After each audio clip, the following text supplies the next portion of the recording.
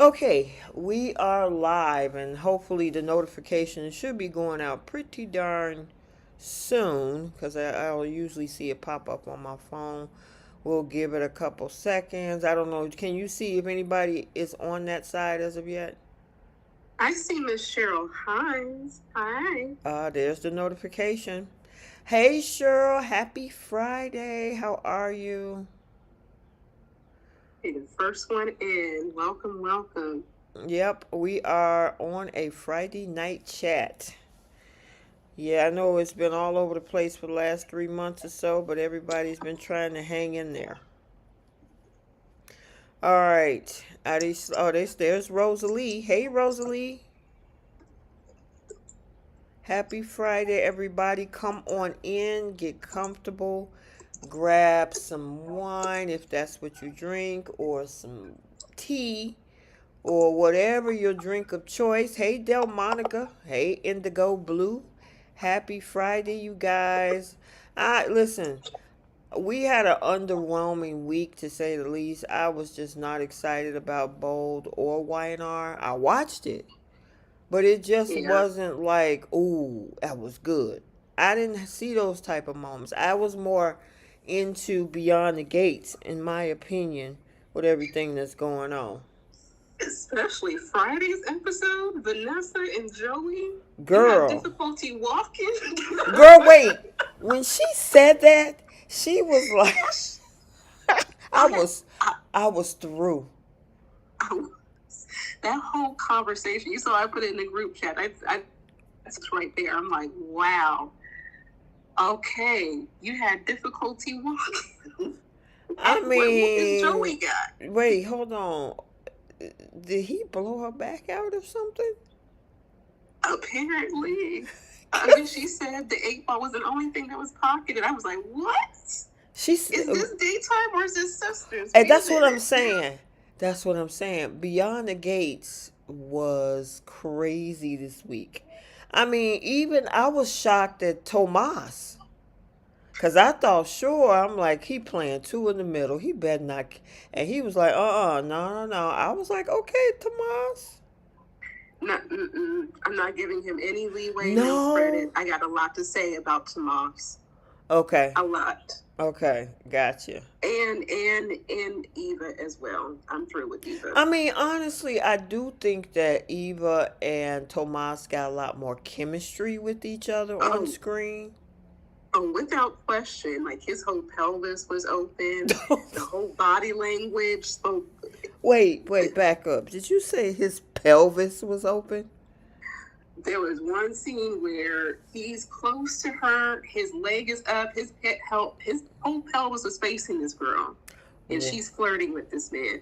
He wide open, body language You is don't sound. Wait a everything. minute. I just want to say you sound like you talking through like a tunnel or something. So I just want to make sure I hear you. It's just not clear like it usually is, Bree.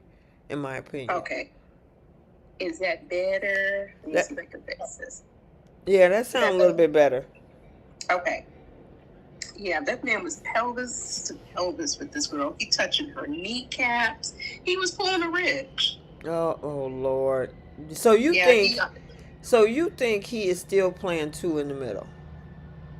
he's using cat, but he really likes Eva more.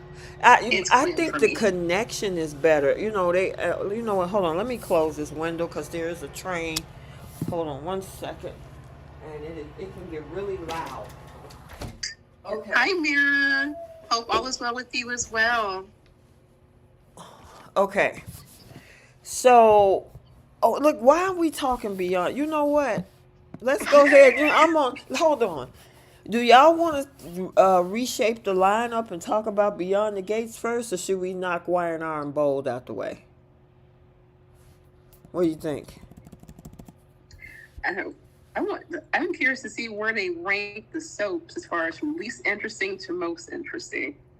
Cheryl says she hear echoes. You hear echoes, ma'am? I do not hear echoes on my side. Okay. Melissa says. Oh, go ahead. I was going to say, is everything clear for everyone? Hey, everybody in the chat, if you can hear Bree clearly, drop a yes in the chat. Drop a yes in the chat if you can hear her clearly.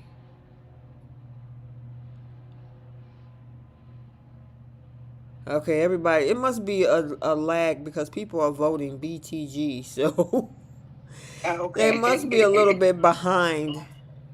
Belinda said, quickly get Y and R and bold out the way. I think, okay, so you know what? Let's just roll through those two and then we'll dive into the others then. Okay, so they said they can hear you. Okay, perfect. Okay. Want to make sure, guys. Okay. All right, Yeah, cool. because there's not much that happened on either show at all.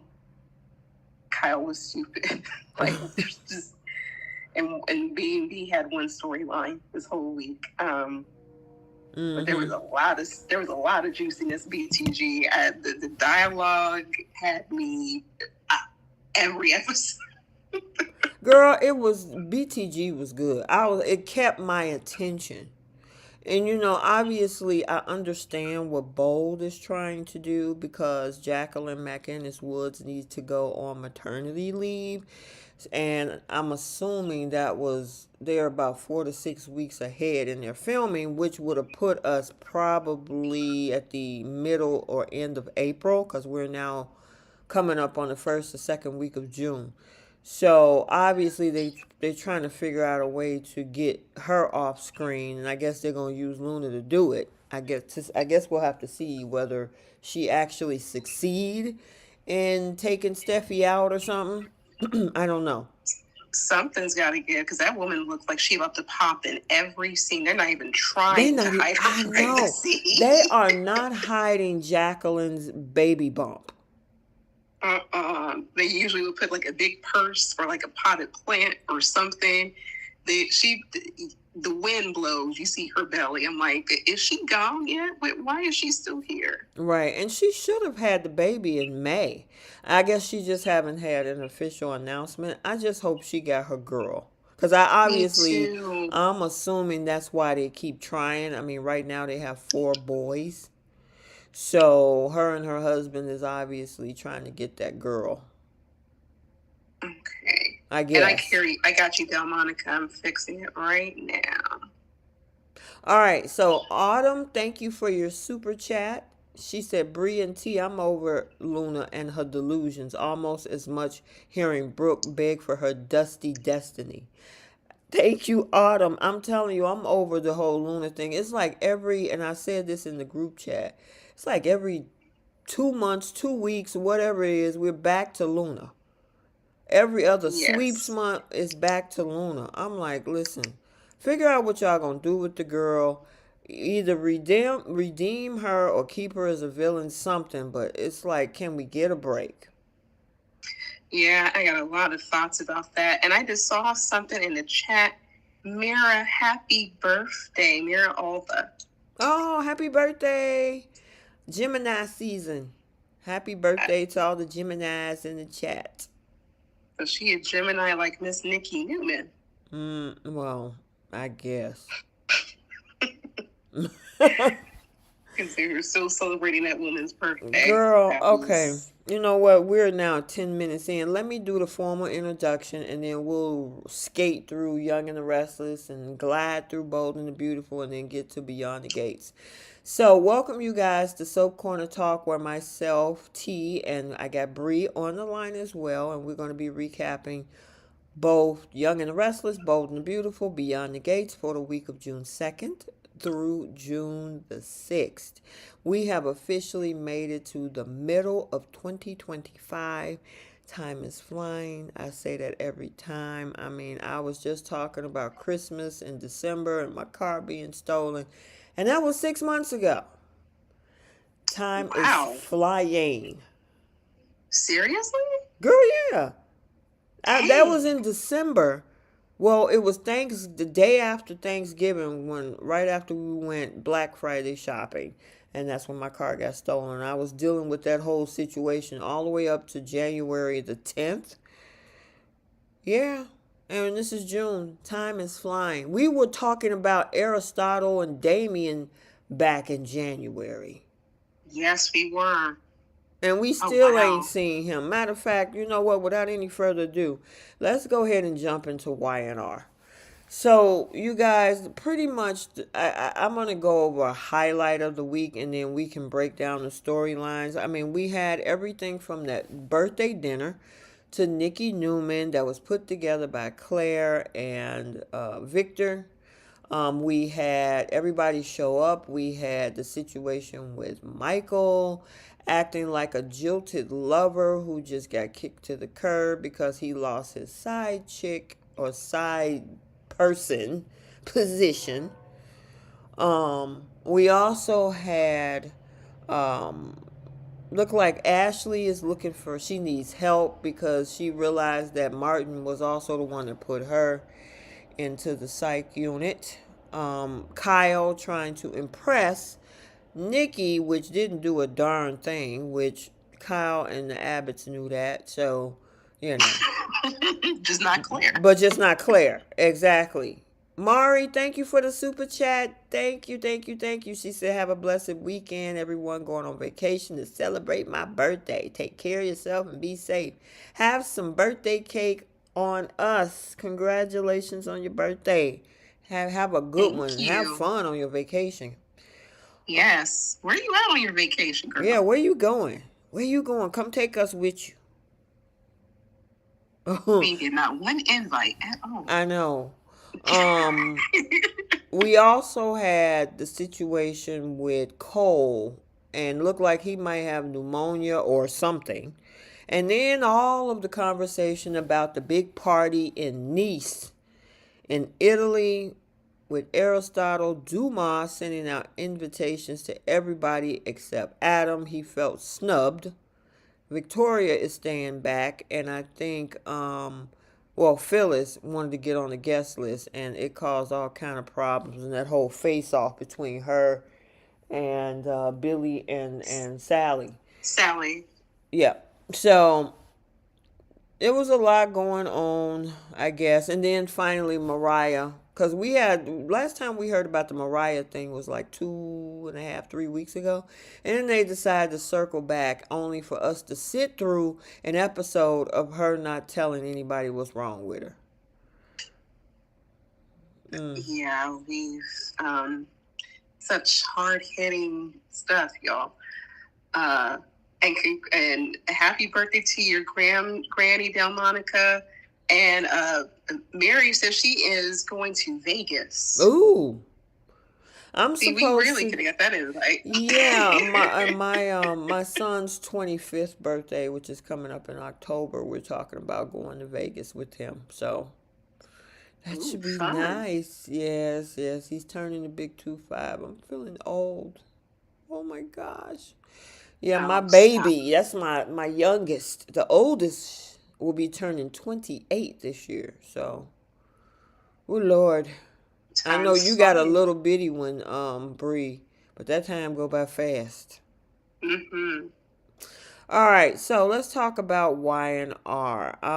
We're gonna break down this party because that was the biggest thing at the beginning of the week, and Kyle and his gift, which I did like the gift, and I think I kind of talked about that last week. I did like the gift, which I think that's pretty darn creative, especially if you have a mom or grandmom or great grandmom who has a lineage where you can create something where to put the grandkids and the great grandkids on. I thought it was cute. Fine. The problem with Kyle's gift is that it did not crack a surface or even make a dent in the mind of Victor Newman toward his relationship with Claire. Not a thing. Nothing at all. How is he going to try to outdo a billionaire? This man was giving her gifts all throughout the week, and he did that on purpose, so that anyone who gives her a gift is nothing's going to outshine him. And he already said before Kyle even gave his toast, like, "Oh, Kyle's trying to impress me." Yeah, because think about it. When you heard the man's toast, Bree, you can tell it was too buttery. I was listening to him. I'm like, you landed on pretty thick, Kyle. We rarely even see him have any scenes with Nikki, right?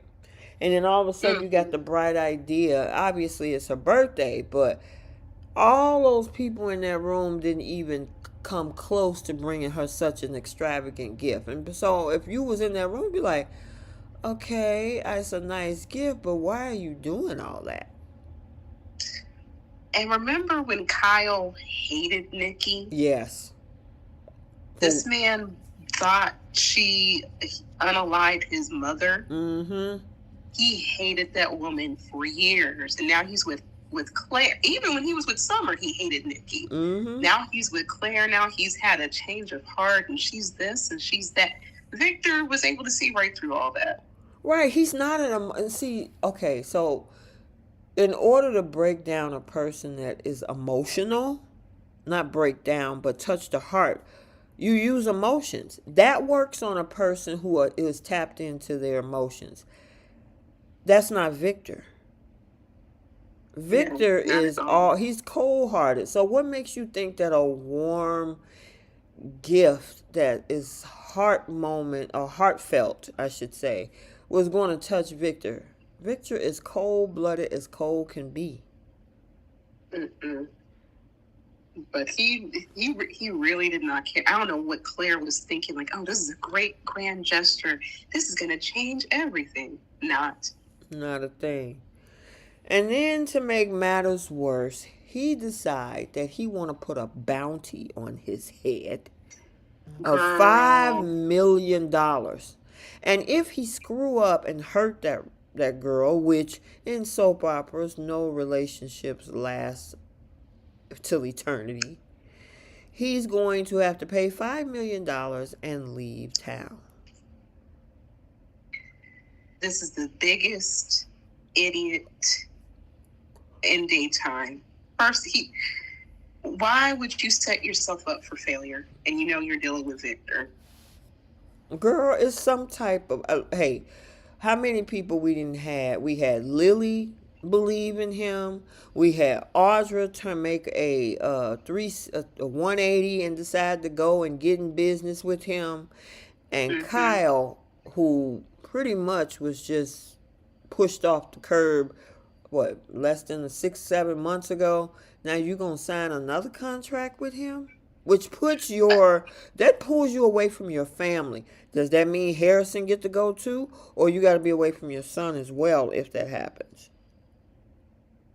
I don't think Victor even care. I don't think he would even care about Harrison, to be honest, because he's an Abbott technically. Mm-hmm. But you set up parameters where Victor can maneuver himself to make sure you break that contract. This is a businessman. All he knows is contracts. And you gonna set yourself up. I mean, Kyle did more than what Lily did. You would have thought Lily would have put herself on the contract. Right. Kyle at least is a little bit smarter than Lily, but $5 million, if I break her heart, anything could break that girl's heart. You can not like her toenail polish. You can make her cry by not getting her again. Anything could break that girl's heart at this point, especially if she's the type who's trying to chase after Victor's approval. Anything. Yeah, heartbreak is subjective. It depends on how the person feel about whatever the situation is in that moment. Exactly, which could be a lot. It could be anything. Exactly. So you're going to set yourself up, pay this man $5 million, and you can't be in Genoa City anymore. So you can't see your family, nothing. Yeah, your job is gone, nothing. And the thing is, he was supposed to, from what I understand, Diane and Jack is supposed to go to Nice, right? Because now the big plan is he didn't put this contract on his head, which escalates the plan that Victor has, because he already had a plan in motion to figure out a way to seduce Kyle by using Audra, right? Well, now you didn't put yourself in the line of fire. All Victor got to do is tell Audra, which he did, is figure out a way to get him, where you can break her. Why would you? Okay, you don't want this man to break her heart, right? But you're gonna set it in motion for him to actually do it, to prove. What's the? I And he's right. guess. Yeah. Okay. So if you look at it, it's the what do they call that? What's the term I want to use? The lesser of two evils. Two evils, yeah. So one evil is you're gonna break the girl's heart by using Audra. And then the second evil is, which to him I guess has more value, is to get him away from her and get him out of town. So I'm gonna break her heart in the process, but it's also gonna serve a purpose for me to stick it to Jack, which remove his son out of his life, and also to get Kyle out of Genoa City. He gonna fall for the okie doke. Now you got, and the thing is, he meets up with Victor. Kyle had enough sense for a split second. I'm gonna have my lawyers look at this contract, especially since Victor drew it up. Mm-hmm. And all it did was taking a little poking, little gaslighting. He's like, "Oh, that's okay. I think it's fine. I'm gonna go ahead and sign." You idiot. Yeah, he played him. He said, "Oh yeah, I figured you wouldn't do this," and then he was like, "Oh," his ego jumped into it. "Oh yeah, I'm fine then. I don't have a problem. I'm not gonna back out." Dude, he just played you in that moment. He pulled a Carter Walton. Mm-hmm. Just what is it with people not reading contracts? Y'all are business people. Well, what's the thing about even dealing with Victor? Period. Yes. You didn't care at first, and now you put yourself in a position to make matters worse.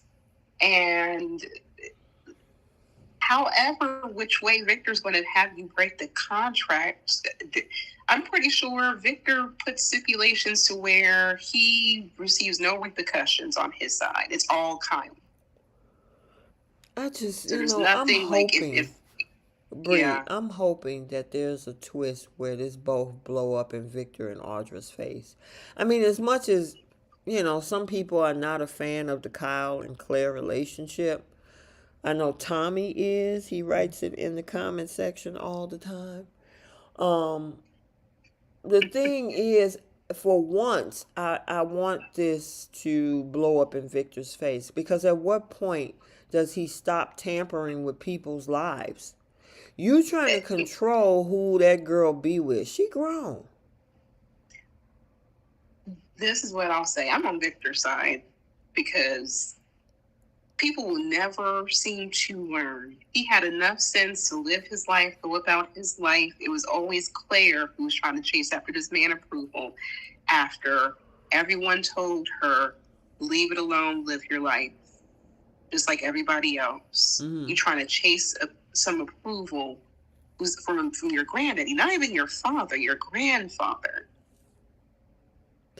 And no one seems to hear Victor when he says, I'm not going to change. I'm going to do what I want. I don't care who gets hurt by the process. Mm-hmm. Nothing. Nope. So I'm like, okay, well, look, y'all don't want to listen, then you're going to get exactly what comes to you. I'm on Victor and Audra's side with this. Like, Audra's about to get that $5 million. I mean, I would prefer that this backfires in a way than they expected. So say, for example, he is caught in a compromising position, because remember, she's still in a relationship with Nate, and at the same time Holden is lurking around after Audra too. So she's on thin ice herself. But Jenna, she said, so wait, you want Victor to hurt Claire? No, not even about hurting Claire. It's about her getting some common sense. Everyone told this girl, Victor's not going to change. Even Kyle said, hey, this man hates my family. He's had 3 people planted in our company try to take it down. He's actively making threats. And she does not care about how this affects Kyle, how this is creating yet another war between the families. And it is as simple as her going about her life. It really is. And now Kyle's in a position he really can't get himself out of now, because he didn't sign the contract. He can't even breach the contract. Yeah, he signed it. I mean, he screwed himself. I mean, it's obviously going to come back on him. I just would want it where Claire reaction is opposite than what they expect it to be. Because if she truly knows that, because Kyle has been 110% in her corner. I mean, this man been jumping through hoops and doing all type of stuff with this girl, and then all of a sudden overnight, he's in a compromising position with Audra. Somewhere in the back of her mind, which she automatically knows that the two of them are working together with something besides business. And she even said it herself that it's probably to come after Kyle in a personal way. She should see this like, okay, Audra, this is weird. And I see a position like you need to think, but most people act on emotions first. Now, I gotta give her credit. Claire did say that. Kyle's just not listening. He's not listening to his parents either. He feels he has a situation under control when it comes to Audra. But my thing is, Audra's not going to change. Nate's definitely going to see that. But more importantly, Victor's not someone who's going to change. He's been the same way for decades. He's the most emotional man ever. He's still mad that Jack saved his wife, and he still has a necessary vendetta. And he even threw shade at the man at the toast. And this is just something that's just never going to change with Victor. And people are not going to listen. His family won't listen. They still choose to work for him, even though he's put his kids in jail. He's fired them left and right, sued them, almost tried to unalive them. And then you got Nikki, all the things that she's went through with Victor. And you still choose to be around this man. I don't feel bad for none of them, especially Michael. Well, I mean, and that's the thing. These people are looking for validation from Victor. I mean, the Winters included. Right, and Michael and all these folks, and it's like, and he got the money and the power. So not only do they want validation, they also look for him to be a leg up, which is what Audra's using him for. She want him to start a business for her, and he's like, okay, fine, I give you the money for your startup, but you're gonna have to do A, B, C, and D. That man don't respect Nate. He don't care if she's in a relationship. Audra obviously don't respect Nate because you deciding to do this. You lying to the man about what really is going on and why you're working with Victor. Yeah. And she's a by any means necessary type of woman. Yep, I want her to lose. Like Jenna said, she needs to lose everything. When they find out about this, because remember, Lily isn't sold on Audra. Amy might be. Devon don't have too much to say about Audra. But Lily is not sold on Audra. And she like, yeah, but when she said that to Nate the other day when they was in the park. Exactly. I would just like for there to be some sort of like drama, some sort of excitement. So I kind of want this to blow up in Kyle's face, and for Claire to kind of finally see that her grandfather is who he is. If he doesn't want you with Kyle, he's going to bulldoze his way. So you got to be a big girl and go about your life, because that's the only way you're really going to win against Victor. Yeah. See, and like you said, all she didn't need. Look, they've been moving silently. Yes, she work over at Chancellor, but it's none of Victor's business if they're going out to lunch or dinner, or whether he's at the tack house or at the Abbott family home. Hang out over there. Stop putting Victor in your business and throwing your relationship up in the man's face when you clearly know he don't support it. Every scene they have now is about her granddaddy. Every scene. Yeah, I mean, it's delusional. I don't know. I know Luna is delusional, but Claire is too. And to think that if he would do this to your mother, of course he's going to do that to you and your grandma and your uncles. Your dad. Yeah. And Cole. I'm like, how many people? Adam even warned. Everybody warned her. She doesn't want to listen. Nope. So this is what you get, girl. I don't feel sorry for you. Y'all are gonna Same way Michael's learning now. And yes, Gail, Michael still has business feelings with Victor. Oh, let's talk about that, because that was the other dark cloud at this party. Is Michael Baldwin. He's sitting over there sulking, and Victor is like, ain't giving two craps about this man. Yeah, poor Lauren doesn't even have her husband yet. Mm-mm. Her husband is so stuck on what Victor's doing, trying to say hi to Victor. He getting jealous over Victor giving a toast to Nikki. He on the dance floor with his wife, and he's thinking about Victor, and Lauren had to call it out. Everything. I'm like, sir. Girl, that scene, and I brought that up in the group chat earlier this week. That scene was crazy to me. Victor, which he has every right to say to his wife how much he adores her, and Michael is sitting over there wishing it was him. He did that little slow clap, 3 claps, and he had his hands down. Everybody's clapping. Lauren's looking at him. He just has a cold look on his face. I'm like, you can't be jealous of Nikki. Right, that's really? His wife. He been with that woman for 40 years. Got 3 kids and grandchildren by 2 kids and grandchildren by this woman, and you sitting back there with green-eyed jealousy. I'm like, what? And then he trying to make his way to try to have some form of interaction. I'm like, if you're done, be done with someone. You're here with your wife. You were saying like you don't have time with your wife, and everybody's calling it out like, hey, it won't be long before he goes back to Victor. He hasn't quit his job yet. Let me look up the definition of Stockholm syndrome, because that's what this sounds like to me. You know, go ahead. It's some type of syndrome. What is it about this man? Okay, so it's a psychological phenomenon where hostages or victims of abuse develop positive feelings, emotional attachment, or sympathy for the one that's abusing them. And Victor emotionally abuses this man.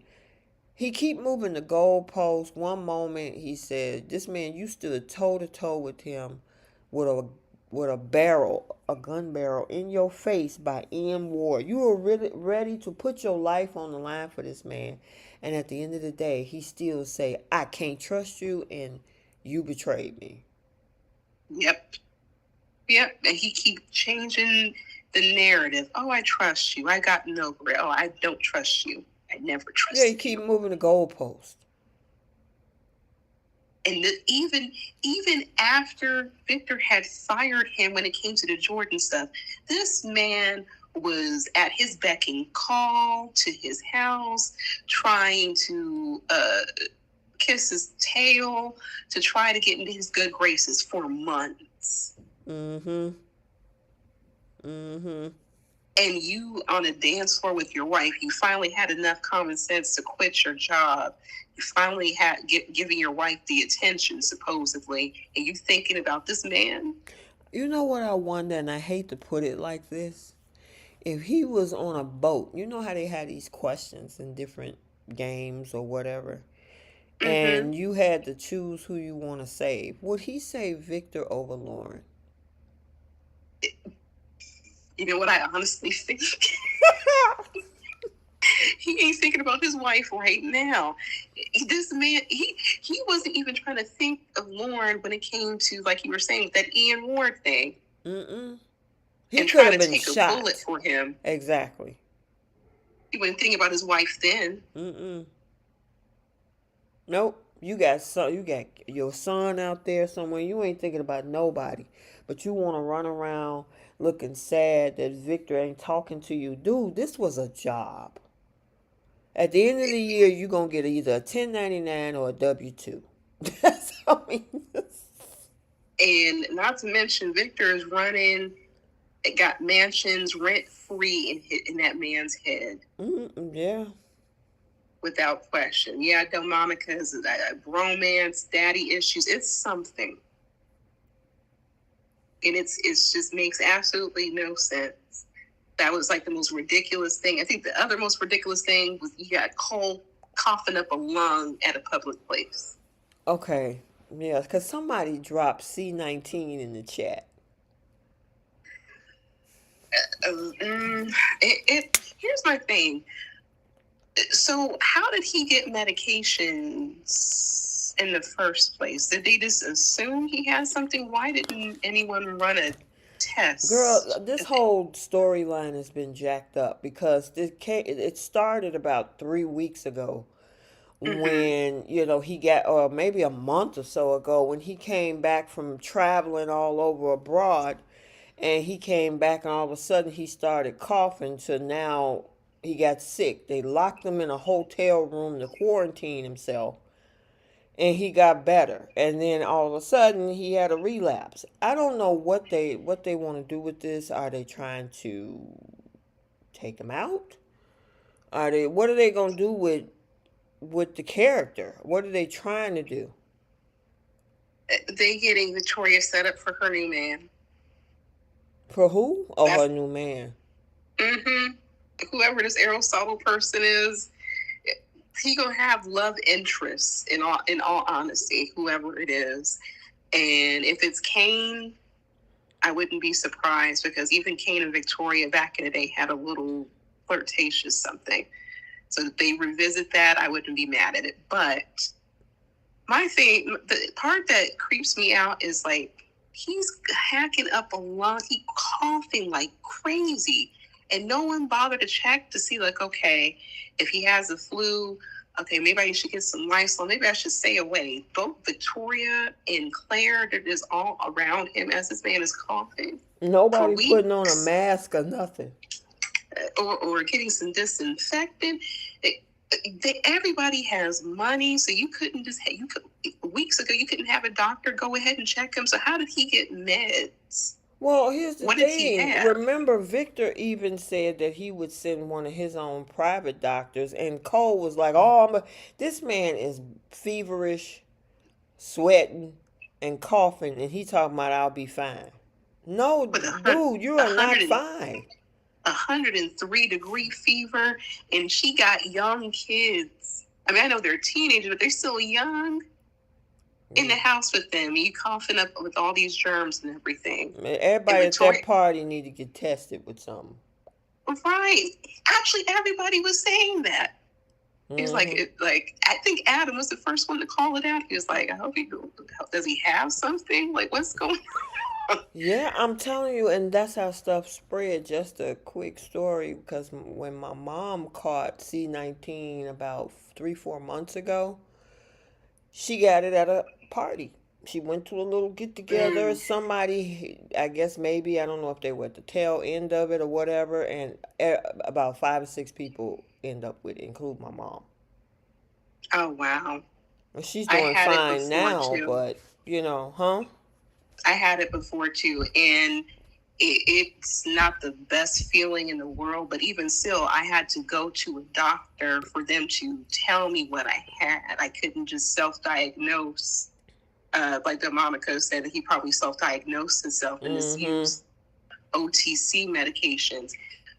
No, if you've been coughing like that for weeks and you're still having like a high fever, go to the doctor. See, if it was somebody Victoria actually loved, he would have been in the hospital. I'm just saying. She's just letting this man self-diagnose and try to take care of him here and there, give him tea and everything. She's Victor Newman's daughter. When it came to Ashlyn Locker, like the other men in her life, she wasted no time getting to a hospital or to a doctor. Yep. I'm telling you, he shouldn't even been there. He wasn't 100% in the first place.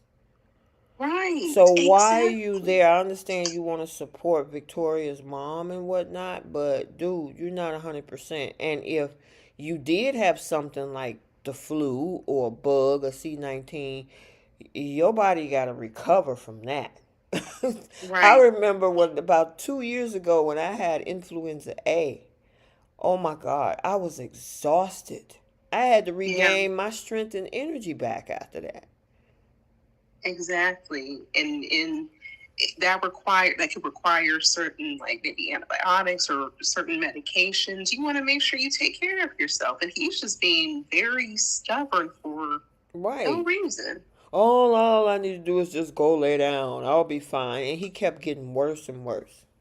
Now, see, Yeah. some people are also saying uh, the big C word, not C-19, but the other big C word. Yeah. And I mean, it's possible, but I mean, he got a high fever and everything, which is why that doctor was saying pneumonia. Which, once again, you gotta.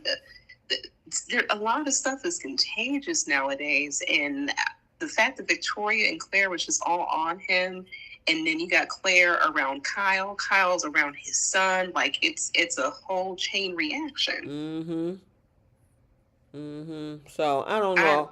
I'm curious. I'm hoping that they come to a conclusion. I don't know. Mari said they said they're going to unalive Cole off, but they're saying that the guy who played Chad on Days is coming. Right, that's the other guy, right? Is that the yeah, Aristotle? I mean, not Aristotle, but that other guy that everybody's been talking about. Billy Flynn. Yeah. I think he's debuting June 13th. So he's Aristotle Duma. Now, if he's Kane as Aristotle, we don't know, but we know that that's him. And Jack Wagner, who plays Nick Maroney, he's also debuting on June 13th as well. Right. So Friday the 13th is going to be a big day, I guess, for revelations. I guess And we'll they're see. already setting it up that this is going to be a trap. They keep saying, and I think it is. I mean, it would make sense, which will Victoria staying back. Adam is not going. Kyle is not supposed to go either. Because he was like, I'm going to stay home. And remember, they wanted him to stay home. Because I was worried about him staying home and doing, running Jabot and Audra coming after him. But now Audra wants to lure him to Nice. So yeah, let's talk about this right quick. And to me, is everybody got this invitation from Aristotle, Duma, and I thought it looked like a guy that was about to serve you to go to court. Are you so and so? The process server, right? That's what he looks like when he handed out those invitations. Because when the first one came out, I'm like, who going to court? But then it was actually an invitation to go to his place in Nice. Yeah, I am interested to see where this is going to go. Everybody in town, we're going to get there, Gail. We're going to get there. Everybody in town is invited except for a couple people. Like I said, Adam's not invited. Nate is not invited. And then who else was? Oh, Victoria's not going. Yeah, but she was invited. Damien wasn't invited. Damien was invited. I thought he was. I thought he was too. He was not invited. Wait. Because Lily had a conversation with Nate in the park, and she was saying, you're gonna have to show Damien the ropes while we're gone. Okay, I thought he was invited. Where did I hear that at? I thought that in the conversation either last week when did those with Lily? Yeah. When he handed her invitation, but after Lily had that conversation with Nate in the park, she said, "You got a big task on your hands. You have to show Damien the ropes while we're gone." So he's not going. Okay, well he's staying home. Melissa got a question. She said the spoiler for next Friday say Brooke is upset. Brooke is upset because of losing Ridge and Hope and Beth. Hope and Beth moved in with Carter, and I'm not sure of that. Me either. And if it happens, what would she be crying about? That girl is grown. Yeah, that's crazy. Crazy. Divorces and stuff underneath her belt. She can leave out of her mother's front yard. Hey, Miss Aisha. She said, hey, T. Hey, Bree. Hey, Aisha. All right, what else we got to talk about? The rest of the Um, stuff this week was all about the Duma thing.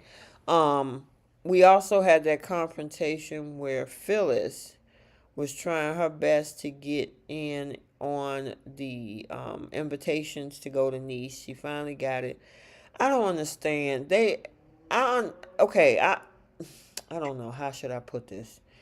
Phyllis and Sally, they pissed off at each other. Why? And I understand stuff happened a long time ago. Yes, Phyllis no longer works for Chancellor, which is her own fault, in my yeah, opinion, because I you agree. had the opportunity, but you couldn't let go of Daniel not working with you. That was you. He had to keep it moving, and he chose his girlfriend to be his executive sidekick. So, I Yeah. mean, you mad at Sally, but for what? Just go to Nice and do what you got to do and keep it moving. And her plan is for Duma to put her in charge of Chancellor. She is standing 10 toes down on that. I'm like, how are you going to accomplish this? Girl, it ain't I gonna agree, happen. Jenna. What she say? She says she's tired of the way they're writing Phyllis. Josh Griffin ruined Oh, her, absolutely. ruined Phyllis. Yeah. Absolutely. I mean, the girl was running a gorgeous hotel. It was Mm-hmm. hers. You had her lose her hotel to go and chase after Diane, who still ended up marrying Jack and is living happily ever after up to this point, and she has nothing. She almost lost her freedom over it. And her kids, Yeah, everything. yeah, mm-hmm, yep.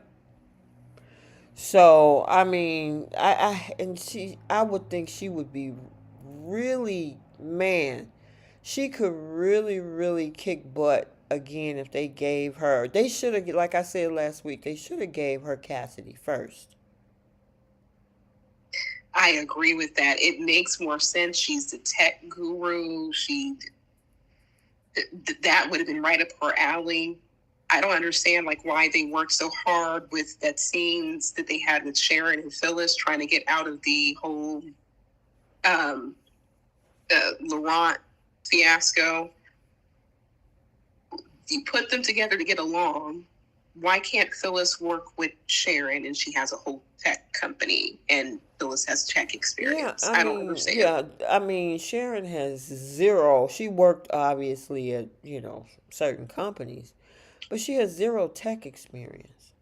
So even if Cameron Kirsten did leave her an IT company, she could have been like, you know what, I really don't know anything about the business. Maybe I should sell it. They could have had it where she ended up selling it over to Phyllis and she could run her own IT firm. That is true. But here's another thing. Nick offered this woman money to start her own company, whatever it is. Didn't she have to pay him back before? Because I Um, know that she borrowed money from him before in the last and 5 or 6 years. she brought that up, but he still offered that woman money. He said he can still fund her company, whatever it is. Mm-mm. So I'm like, but you don't want to do that. You want to work for somebody else's family's company. She wants to do the honor. She always want a challenge. I mean, it's kind of like what we were saying about Carter when his relationships. He always want the unattainable. She would rather, even Audra, somebody offered her money. Who was that? What was it? That was it. And she was a whole idiot for that. Oh, somebody offered her a job too, and she decided. Oh, that was that Sally? I think Sally even offered her a Mm-hmm. job at Marchetti or at something, and she turned that down. But you rather go under Victor Newman's thumb. Yep, exactly. It's like, I don't know, the delusion. I mean, part of it, I don't like the writing. She's just floating through time. She's gorgeous in the process. But it's like she's just dressing up to look good for what? There's no I agree. I'm plot looking at this line. picture. That picture right there on the right with the hair, like that's a beautiful color on her skin. Like she looked really stunning. It's like you look pretty. To do what though? Yeah, to do what?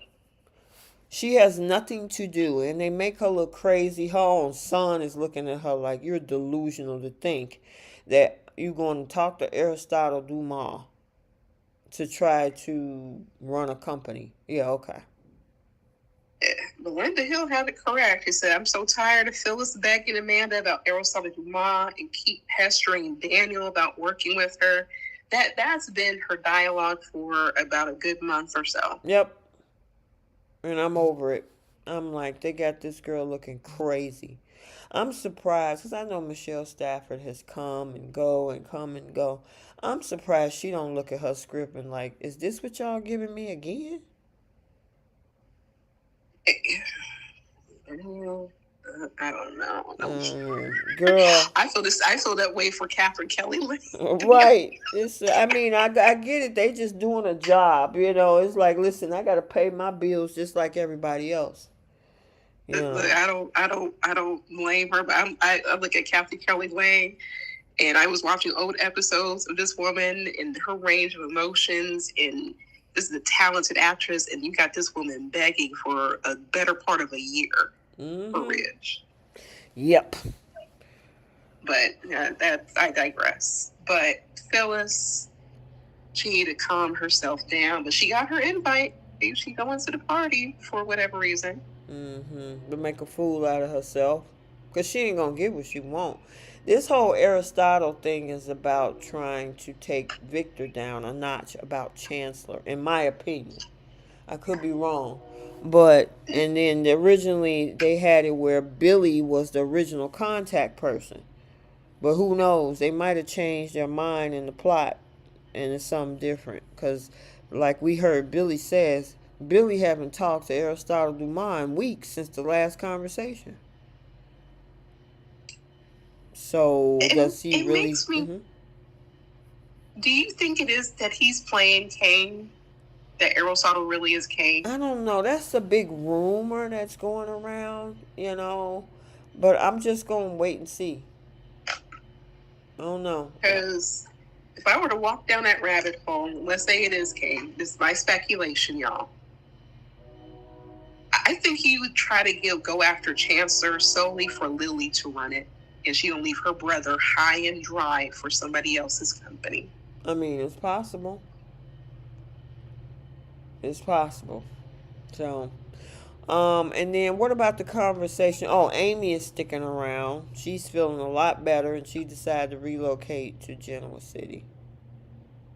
Oh, that's nice. Yeah. I saw that scene. I was like, oh, okay. I'm wondering I was surprised that she was there. Right. You know, is she actually, I don't know. We have been speculating whether Amy's really sick or not.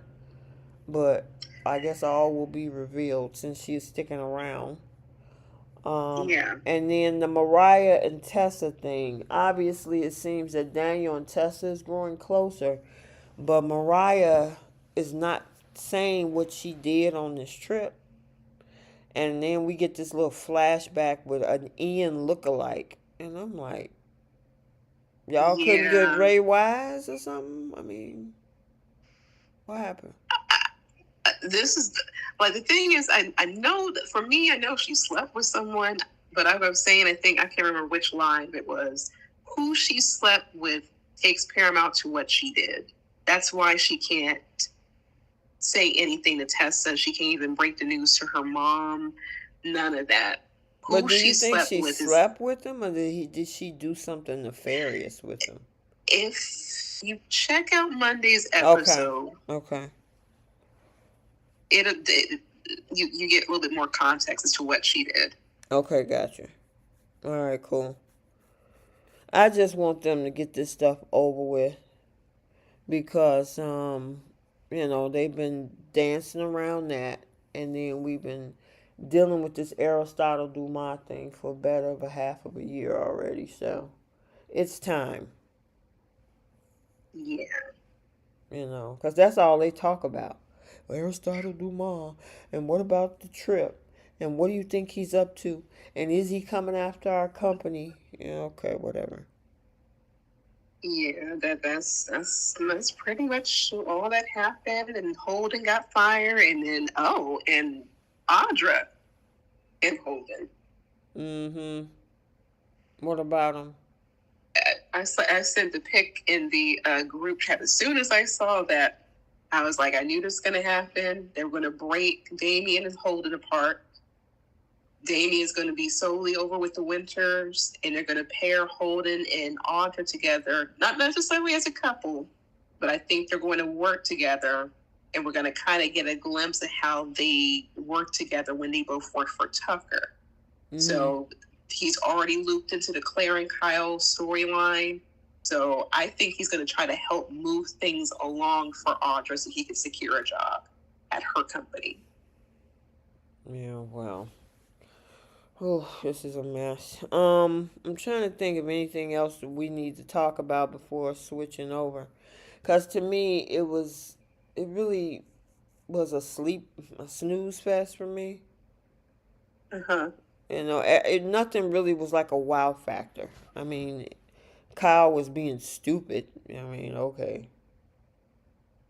I think we covered everything with Y&R. I can't think of. Yeah, I agree. That was really it, y'all. Yep. Sorry. Yep. I said we're gonna try to breeze through it. We might as well jump into bold. And this is another one that was a run-on storyline. We only had one storyline this week with regards to Bold and the Beautiful, which surrounded around Luna, because Sheila decides that she don't want to be bothered with her. Steffi and Finn don't want to be bothered with her. She tried to talk to Bill. Bill don't want to be bothered with her. And then she made a plea to Deacon. And Deacon definitely don't want to be bothered with her. So, yeah. I mean, that pretty much sums it up. That was pretty much that whole run-on storyline. Like, we got more scenes with Luna. We were wondering, like, why they only show her on Fridays. But, yeah, I'm so over the contradiction of the Forresters, because either you're afraid of this woman or you're not. Same way they kept saying the same thing about Sheila. Right. I understand what she did in her past, and you would think you would want to have a restraining order. You know, you don't want to go to her husband's place of business where you can run into her, set parameters, get security to put proper locks on your door so people won't just walk into your house. Mm-hmm. If you're scared and that person is dangerous to you and your family, mm-hmm. I would think there would be moves that you would make that won't contradict your statement. So what do you think about the fact that her wanting a relationship with her father? Do you think that is unattainable? I think Finn, this is what I was talking to Keisha about in the group chat. Finn had an opportunity to control the narrative because her sole motivation is to try to have a relationship with this man. Mm-hmm. You went out of your way, for one, to sleep with your aunt, and that resulted in a child. You did 2 DNA tests. You rushed over to tell this girl that you were her father. And for what? What was he expecting was going to happen? Mm-hmm. You're going to tell her and she want nothing to do with you? No. Yep. I feel he has an opportunity to control the narrative. Like, they go to a mental institution where you can't leave. Mm-hmm. So he can know where she's at all times, so she's not roaming the streets and can pop up into their house. And then he could say, in 90 days time, I'll come and visit you, and once a month I'll see you. Some sort of bargaining, but at the same time controlling the scenario. Right. Where she gets help, and you know where she's at all times. You pick the facility so she can't leave. And the facility can be out of state. If you were to tell this girl, I'll work on having a relationship with you or something, lie to her, whatever the case is, you have the opportunity to control the scenario. You telling this girl, leave, you want nothing to do, guess what she did? She popped up back at your house, didn't she? Mm-hmm. Yep. I don't know. I've never been a fan of the whole thing with Steffi keeping him away from his child. Now, I understand Luna did some crazy things to her. Lock her in a cage, unalived, what's his name? Let's start with an H. Tom and Hollis. Hollis and Tom, yep. Took them out. And so I get it why, especially Deacon, I can understand his reaction. And then, for her to expect that is one thing. Because, I mean, obviously she wants a relationship with her father. But Finn is lying to himself. And Luna knows it. She can see through him. He's only doing this for Steph. Yep. My thing is, what was the purpose of you telling her? Mm-hmm. He could have kept that to himself. Yep. And she would have thought they were cousins. And she wanted nothing to do, and he wanted nothing to do with her. She was perfectly fine living with that. Mm-hmm. She thought Tom was her dad. And she was and that would have stopped all her motivation right there. You go to this girl and you tell her you're her father. I mean, I can understand that. Of course she's going to try to get a relationship. I can't understand it because she does have a right to know who her biological dad is and the truth, right? The problem is if you're going to do that, Finn, you need to not pull this girl in and then decide to cut the rope. Exactly. He created her sleeping with his aunt. Mm-hmm. No one told him to do that. But as a result, they both created a child. Mm-hmm. He can't just say, like, oh, I'm your dad, and then just wipe his hands clean. No, sir.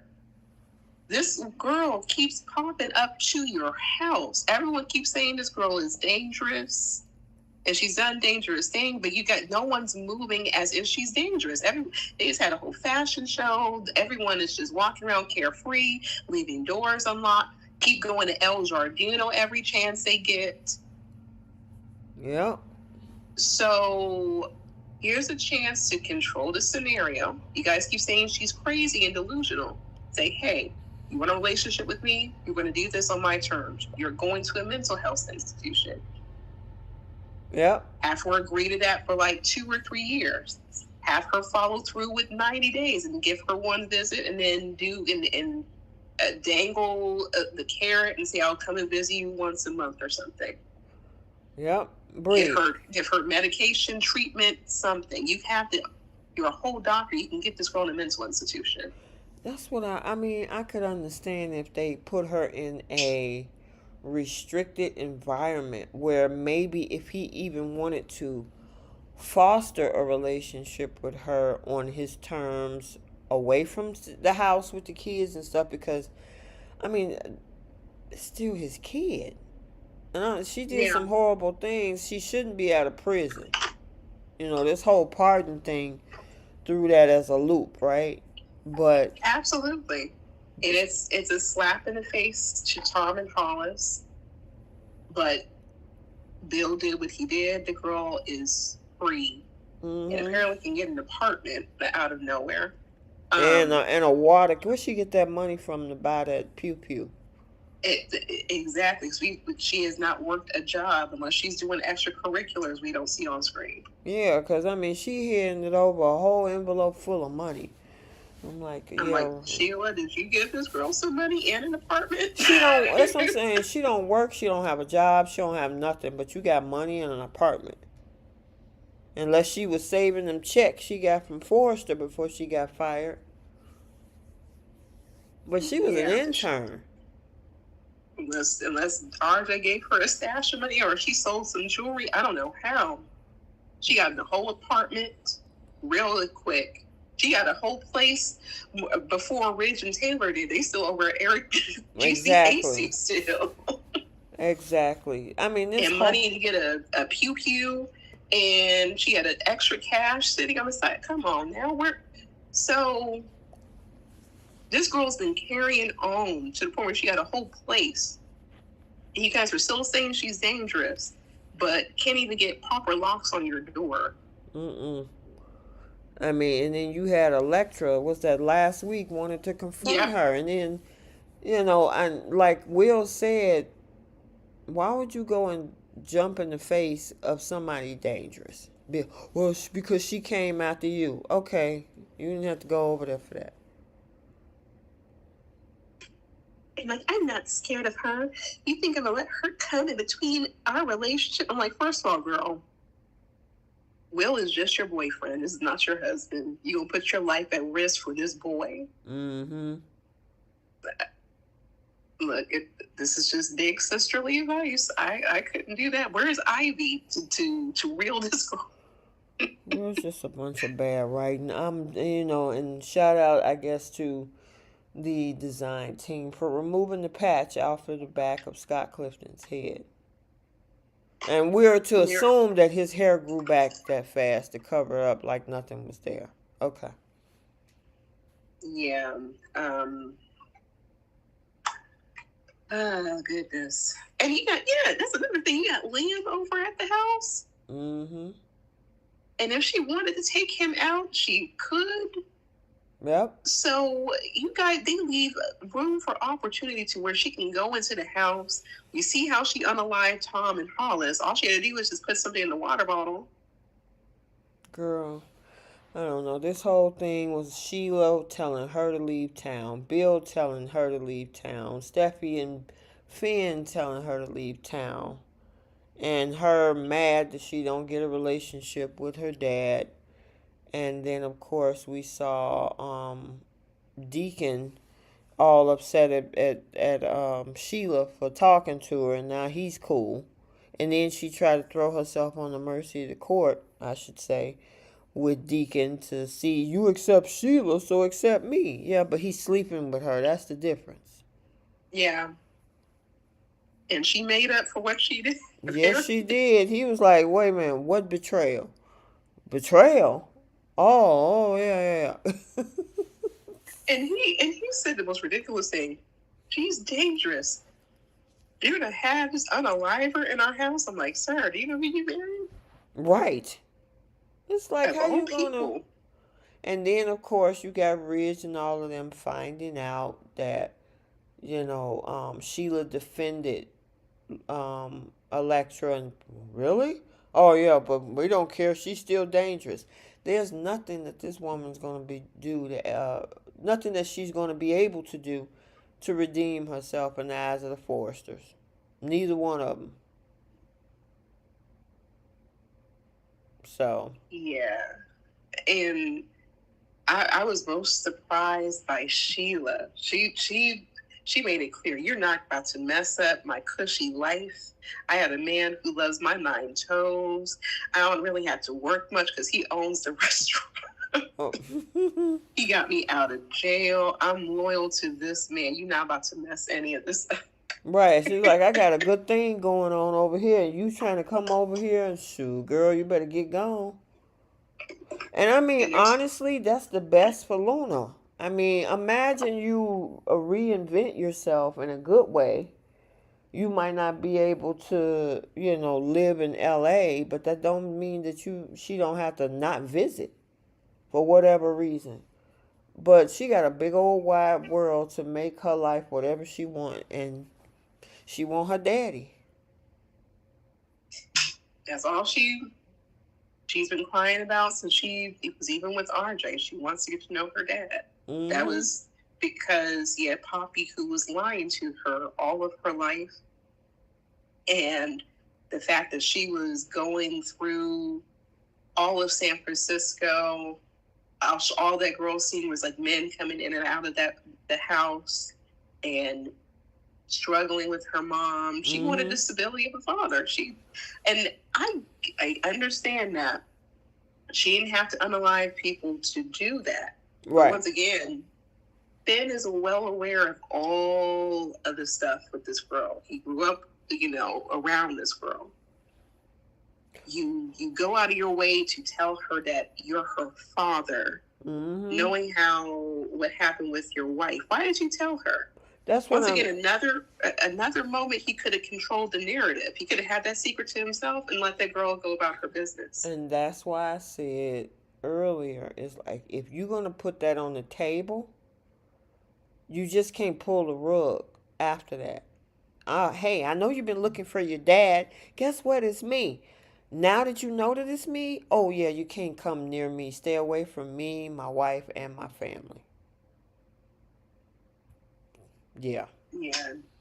And to be honest, I couldn't imagine Liam and Steffi do that when it comes to Kelly if Kelly did the same thing. Of course not.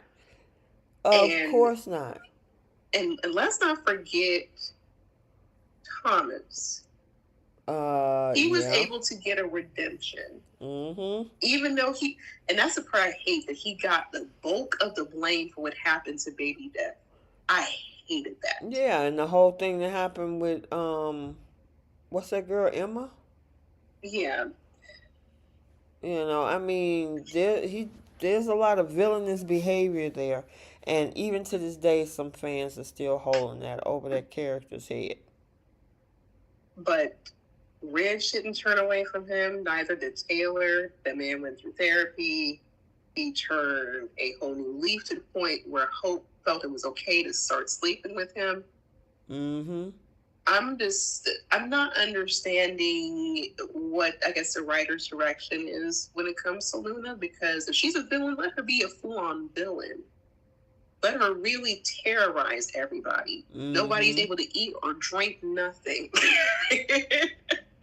And I'm curious to know where she got the stuff for Tom and Hollis, because I'm like, it's the same stuff that Aunt Jordan had when she put the stuff in the water bottles for the Newmans. They go to the same source, I guess. Somewhere they got the same. Let me pour what they said, put a Mickey in your drink or something like that. They come from the same poison shop.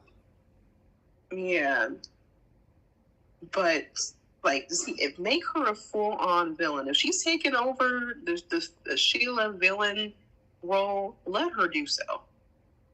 Or give this girl some form of redemption, because they put her in a corner at this point. You pardon her, so she's free. Okay, let her be free to terrorize people. Actually, make good use of a villain. That's all I'm saying, writers. Yep. I agree. I'm trying to think. Anything else happened outside of this? We didn't get any Hope or Carter this week. Good.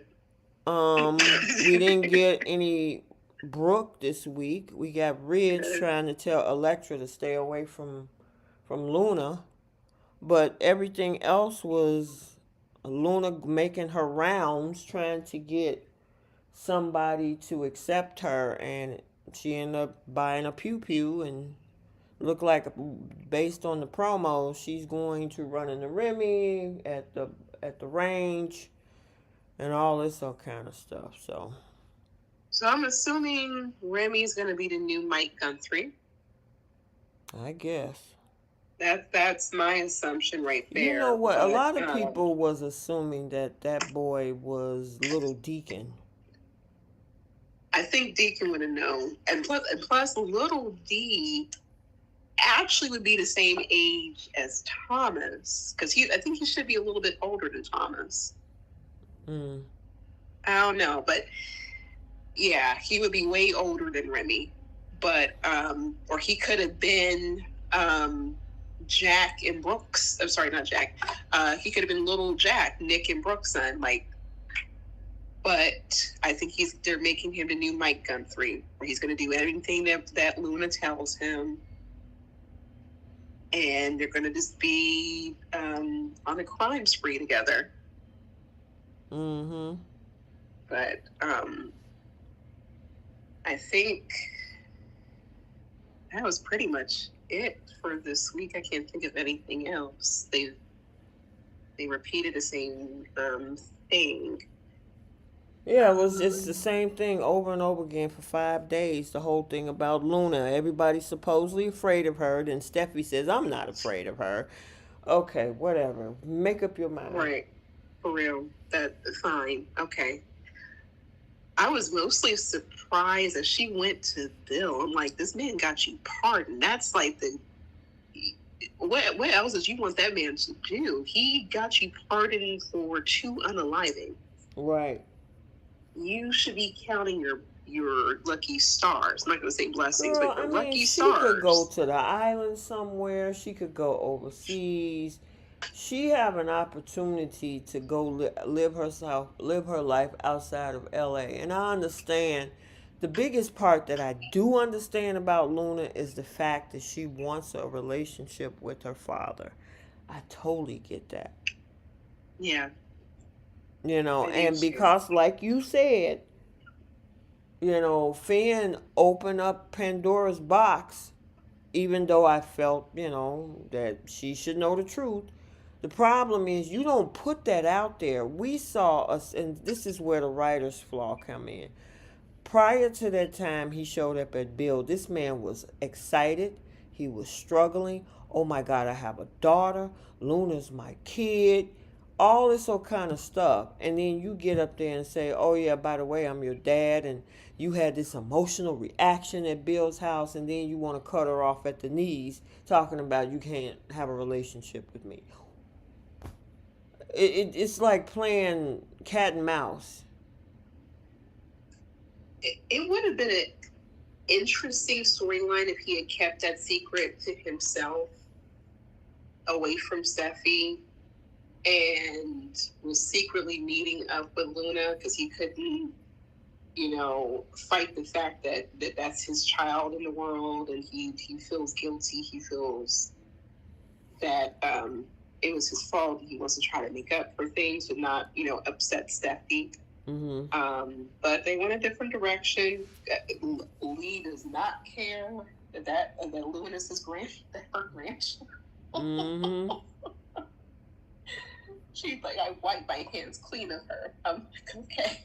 Yeah, she's not trying to lose her soft girl era over at Il Giardino with her and Deacon and they hot steamy nights. She was like, you ain't finna mess up my good thing over here, girl. Get out of here. Oh goodness.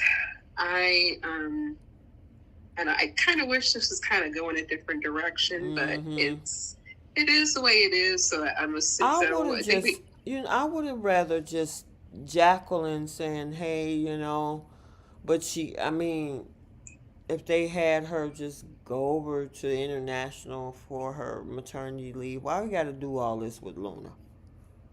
Why? And I'm like, is she about to be in the hospital? Like, what are they going to do? It would have made more sense if she were to catch Finn bonding with Luna and say like, oh, I cannot do this. And then Steffi does what she always does and just run away. Mm-hmm. Like she did the last pregnancy. Mm-hmm. Take the kids with her and everything. Right. Yeah, I don't. And then Liam could have went over to his dad to bond with his dad. Mm-hmm. But girl, what else do we have to talk about with this? That's it. That's it. Girl, we spent 20 minutes on Bold for the whole week. Yep. I can't think of anything else. That was it, y'all. Girl, okay, that's enough. I can't think of nothing else. We'll keep going around in circles about it. Might as well go to Beyond the Gates because it was a lot to unpack. Yes. Oh my goodness. It was a lot to unpack on Beyond the Gates. Oh my goodness. The writing on there is insatiable. I love it. Me too. Vanessa. Oh my God, that's one of the messiest characters on this show. Okay, so we had Sharon threatening Anita. Kat corners Leslie with evidence that almost backfire. Eva blackmails Leslie. Danny orders Haley to take a pregnancy test in front of her, and Bill starts to have that health crisis. Anita tells Vernon that she killed Barbara, and Haley's upset when Danny rushes to Bill's side at the hospital. Jacob search of Leslie's apartment come up empty, so Kat says, hey, search Eva's. And then today's episode, Kat steals evidence against out of Eva's apartment, and Bill is hospital again, and Joey outs Doug's gambling addiction. Joey was outperforming a lot of things. I know, right? He was busy. All right, so let's see. Let's start with the let's get this out the way with this whole thing with Anita and Sharon. Sharon came in hot. She sure did. Is that coming in hot? She came in hot. And I mean, I don't okay, so Bree, let me ask you this. I understand that Anita did whatever she needed to do to get where she want, and I guess per Anita's words, she pretty much, stepped on and walked on whatever to get whatever, right? Uh-huh. Do you think, because they all could have done the same thing, I'm assuming the Articulates were great singers, all four of them, but three of them now. Yeah. Is there a little bit of jealousy there, you think, with Sharon? Oh yeah, jealousy, pettiness. Is she the female Victor Newman? I mean, she is. He got his scowl in the top left. Mm-hmm. I mean, my thing is that happened how many years ago? Girl, and if you're, many. That's the part. That's the part I'm not understanding. Like, if you're a talented singer, no one can take away your talent. So you couldn't make it on your own as a solo act after the group? I mean, think about, like, when Destiny's Child broke up, right? I mean, granted, Beyonce did whatever and connected with whoever. I'm not going to go down that rabbit hole to get where she at. But you had, what was the other girl name? You got Michelle, you got Kelly. Kelly Rowland. Yeah. Kelly, that didn't stop Kelly Rowland from creating her own separate career. She was music, acting, producing. Exactly. Because when you have talent, nothing's going to stop your talent. Correct. So what stopped Sharon? Well, her being bitter. Bitterness, fear and bitterness are two of the biggest emotions that tend to paralyze you. Because when you bitter, you're focused on being angry at something or someone that you can't move past it in order for you to do what you got to do. And my thing is, she was talking about Anita wasn't the best singer in the group. Okay, so then if you're the best singer, what do you have to show for it? Sounds like you needed the group for your success. Mm-hmm. So she just had a lot of nerve to come into Anita's house with the attitude and the lopsided wig and wasn't brushed in the back. Well, I mean, and then the other thing, after she gives her a piece of her mind, telling her, you haven't changed and you're just a horrible person you've always been and all this kind of stuff, then she wants to play a game by, what's the other girl name? Tracy. With Tracy to try to make it look like they were going to do the reunion anyway. So they can set her up to fail. And it's like, again, how long has this been? Like 50 years? I mean, they in their 70s. Remember this character when we was looking up the characters for the show. Anita's in her 70s. And this is before Vernon, because they talking about they grew up together and were singing when they were young girls. And I'm like, so you're still mad? So nothing was moving and shaking in your life. Right. No other life events. This was the most paramount thing from 50 years ago. Mm-hmm. Yep. I mean, I'm trying to remember, when did they tear down Cabrini Green? Because Cabrini, for those that may not be aware, if you watch the show Good Times, which came out, and I don't know, I mean, I'm assuming, because according to my analytics, most of the people that watch the soaps and whatever is about 50, anywhere from 35 and up, right? So if you are aware of the show Good Times that came out in the 70s, it was the background of them living in the projects, which was Cabrini Green. Cabrini Green was in Chicago.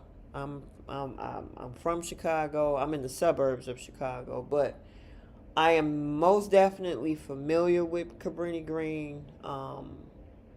There was a couple of my family members that were there back in the day, and so for them to bring that up, obviously they know what that setting is all about. However, Cabrini Green been gone for a very long time. So if you talking about you being young girls in that, you talking about 1970, that was 50 some years ago, and you still have not let that go. Yeah. Anita then married a senator. She didn't had 2 kids. She's a grandma now. She got great grandkids. Great grandma. Yeah, she got great grandkids.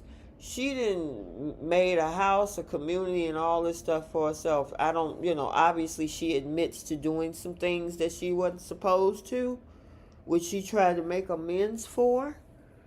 However, you sat around and did nothing but remain bitter, and you in the position that you are now. She says she works at a church. She does. I think she says she worked for the choir or something, right? Where was Jesus? You're right. When she was with all this attitude. Girl, I mean, I see a lot of sour grapes. Are you mad at Anita, or are you mad at yourself because you didn't do what you need to do? That part right there, because you're going to be, Anita relied on her talent. She's like, look, I'm going to try to strike it out for myself. It was survival of the fittest. Mm-hmm. Nobody was stopping neither Sharon or Tracy to try to make it big on their own. Anita was an EGOT, meaning she had an Emmy, a Grammy, an Oscar, and a Tony. Mm-hmm. They said that the first episode.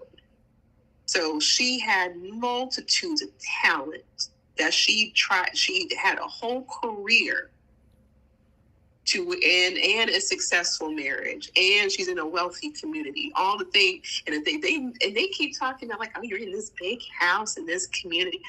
Okay, her husband was taking care of things. Well, at least in the beginning, though, yeah, whole house husband now. You know what, Bree? Here's the thing, and I had this similar conversation earlier today with someone. Anytime that you elevate your life, either people are going to go along with you, or they're going to fall off to the wayside, or they're going to envy you. And this is a prime example of that. She's mad because she didn't rise at the level that Anita did. But apparently Anita wasn't the most talented singer. It was her. So what happened to your talent, Miss? Mm-hmm. Miss Ma'am? Mm-hmm. Yep. I can't feel bad for these women. And on top of that, they all knew what happened to Barbara. So why are they putting that on Anita? Yeah. They all decided to go along and go with the group without that woman. What's the guy name that they went with? Was it Dante somebody? Dante Green something. I'm like, he was man. He was going to be a manager, but once again, you are the talent. Mm-hmm. If you were more talented than Anita Dupree, where is your EGOT? Where's your success? What did you do to promote your singing abilities and get a career and all of this? You were in a group, so you had some sort of status. Right. Why didn't you lead with that? Mm-hmm. I can't feel sorry for these women. I don't. Mm-hmm. Yep. So, I don't know. I guess we'll see. We kind of saw it throughout the week, with regards to that, because even though she came back saying, "Yeah, we're gonna do this thing anyway," Anita was like, "No, we ain't."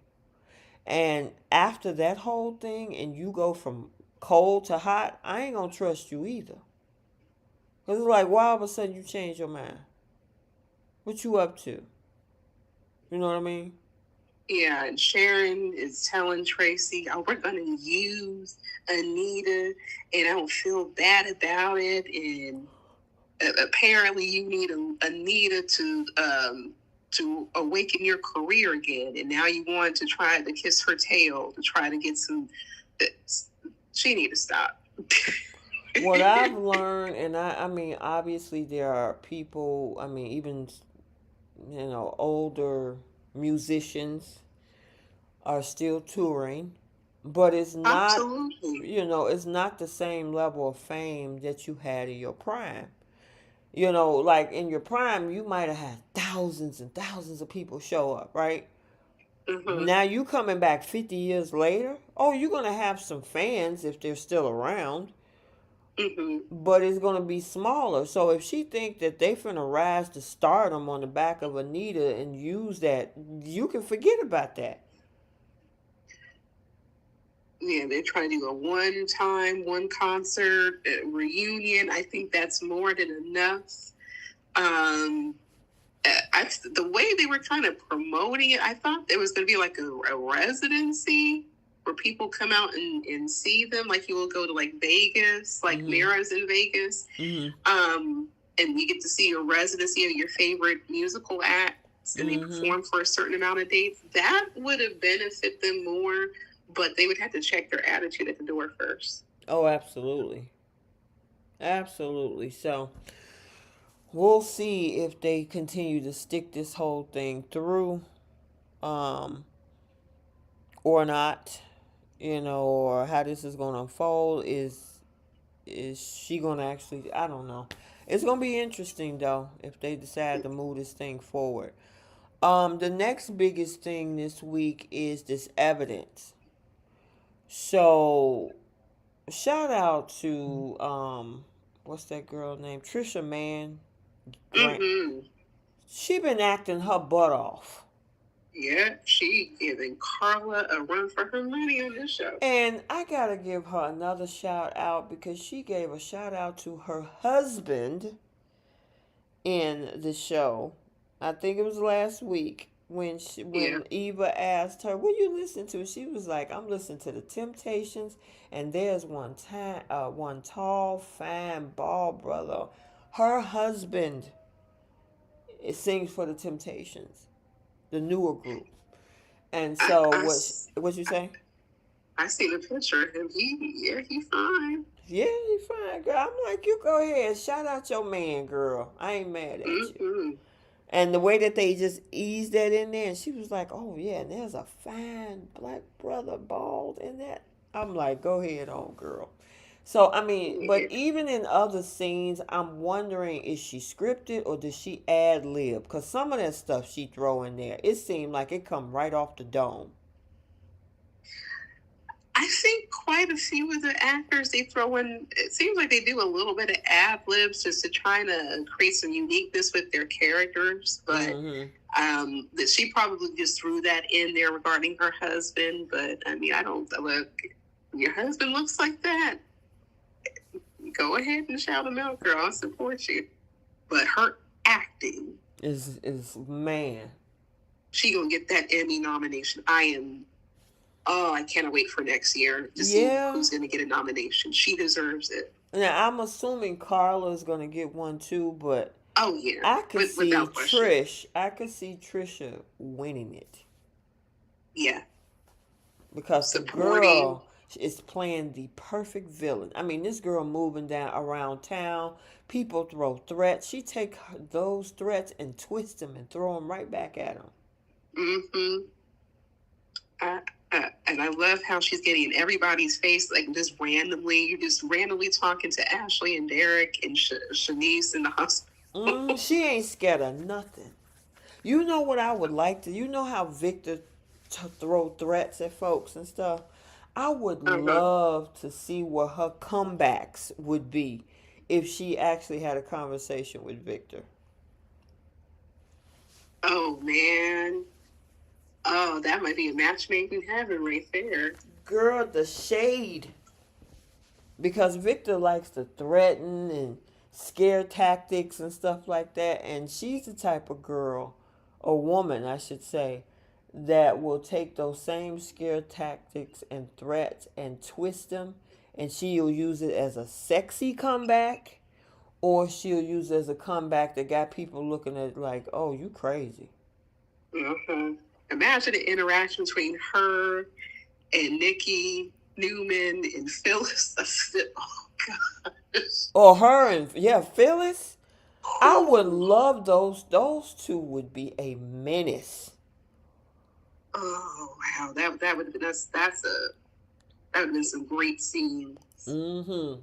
If they ever decide to do a crossover, which I understand Michelle Valjean came from Bold, but I mean, obviously she's part of the CBS Sony family, and she's with the Bell family. You know what I mean? So, or familiar with them, or connected with them, or contacts with them. If she had a crossover, that would be insane to put her in a Phyllis setup or a setup with Victor. Oh yeah. Mm-hmm. Can nobody tell her nothing. Nothing. Loved every bit of it. And you guys are shady in the comments. But Linda, I wonder which of all those wigs will get an award. Monica said which wig, but all her wigs are about to get a whole award, except for the one when she met up with Ted. That little red shake and go $38 wig. No, not that you one. You said shake and go.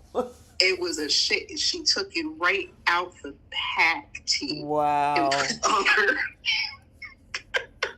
Wow. She took it out the pack. I did not like that one that she had with Ted.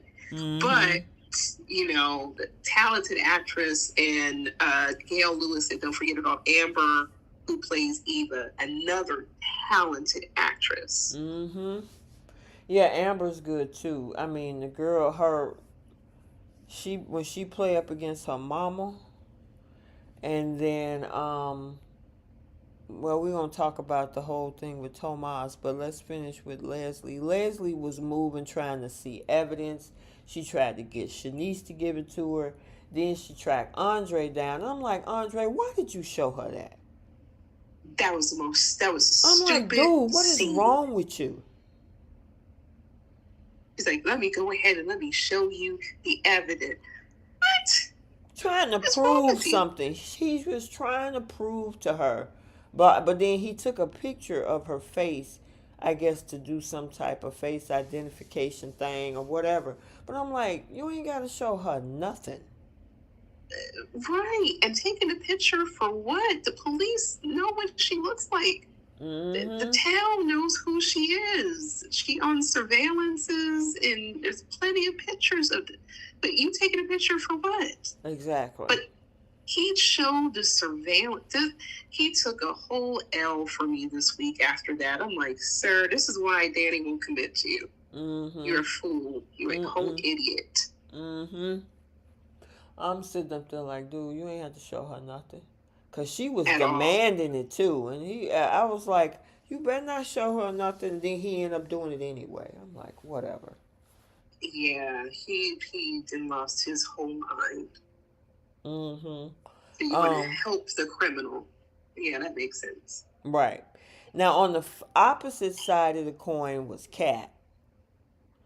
Kat End up picking up the darn jacket, which now she handled it the wrong way, tried the darn thing on, and Jacob was like, "How are we supposed to use that? That your prints and DNA and stuff is all over that stuff." I understand she want to help, but there's a certain way you gotta move. There's a protocol. Right. And just like Olivia Benson, she just trying to get in people's business. She doing way too much. And I'm like, Miss Ma'am, let Jacob do his job. Exactly. Girl, just crazy to me. I'm sitting up there like cat. And I mean, honestly, she keep doing it because nobody will listen to her. She's the one that's been calling this thing out left and right since day one. And nobody listened to her. Oh, you just hating. Oh, you just don't like Eva, blah, blah, blah. And then that blew up in their face when the whole thing happened at the anniversary dinner. And now they're trying to figure out who hurt Laura and where the evidence is. And she's trying to say, look, and everything she's coming up, it's on point, but nobody's listening to her. So she like, screw it. Y'all not listening to me. Let me just go find it on my own then. And now she gets in the way. And then Leslie's already telling this girl, I can put a restraining order, which she could. Mm-hmm. You going around and you're leaving opportunity. If this woman is, once again, if the woman is dangerous and she's a criminal, why are you poking the bear? Why are you going around this woman like this? Exactly. It makes no sense. And I mean, this girl is doing so much that she snuck in the cat's room. I mean, yeah, not cat, Lord, Eva's. She snuck into Eva's room looking for stuff, left a darn box in the middle of the floor. Eva didn't even care because at first she was like, how'd that get there? But my thing is, she's stupid. Why would you take that evidence and put it in your room?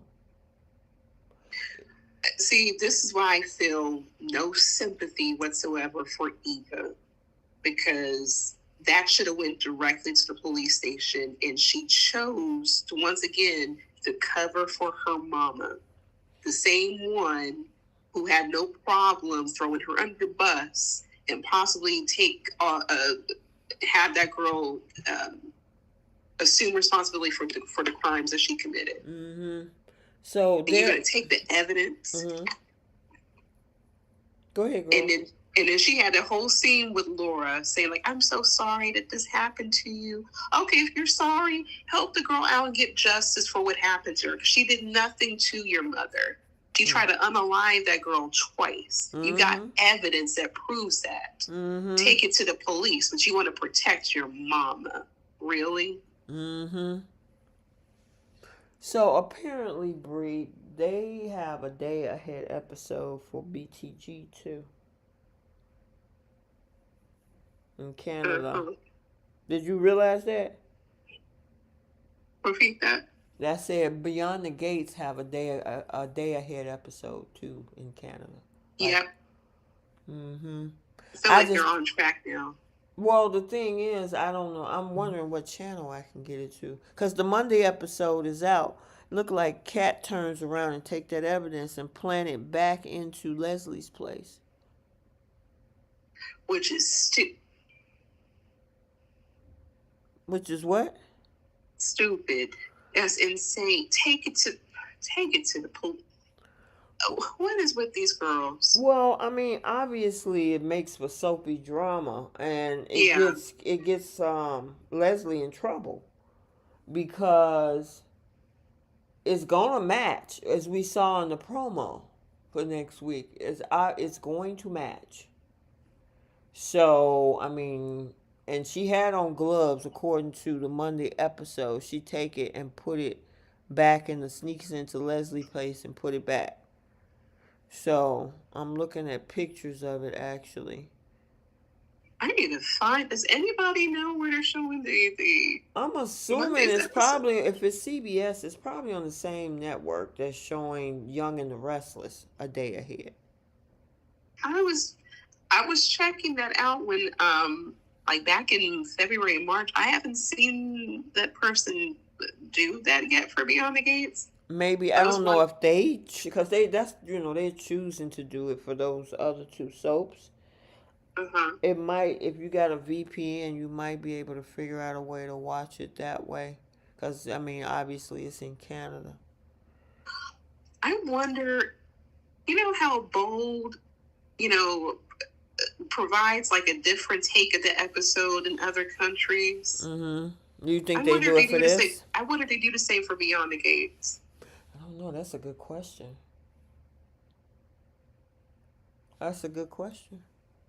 I would love to know that. Soapies.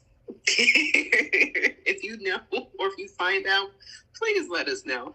Yeah, I'm going to have to do some research because I tried to go on that same platform to see if they chose to add that to the blog, and I don't think so.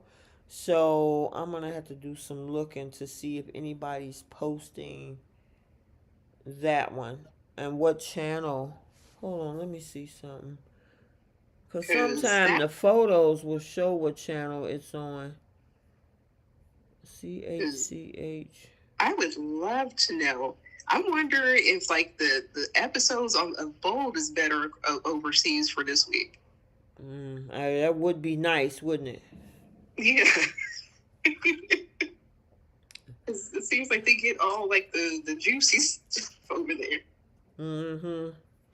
CHCH channel. I'm just trying to see. Yeah, do some research. Okay, it is. All right, CHCH channel is where it's on. Based in Ontario, Canada. I'm trying to see if there's a way to watch, but I probably have to turn on my VPN. But we're gonna have to figure that out. We're gonna have to figure that out, Bree, so we can see it a day ahead, like Young and the Restless. Yeah, because we like to watch the stuff ahead of time. Right. Yeah. So some homework over the weekend. Yep. We also had this thing with Chelsea. Chelsea met, what's the girl name? I don't even remember. The new girl, right? Right, she just joined the cast. Right, and so she's intrigued by her. The girl keep disappearing.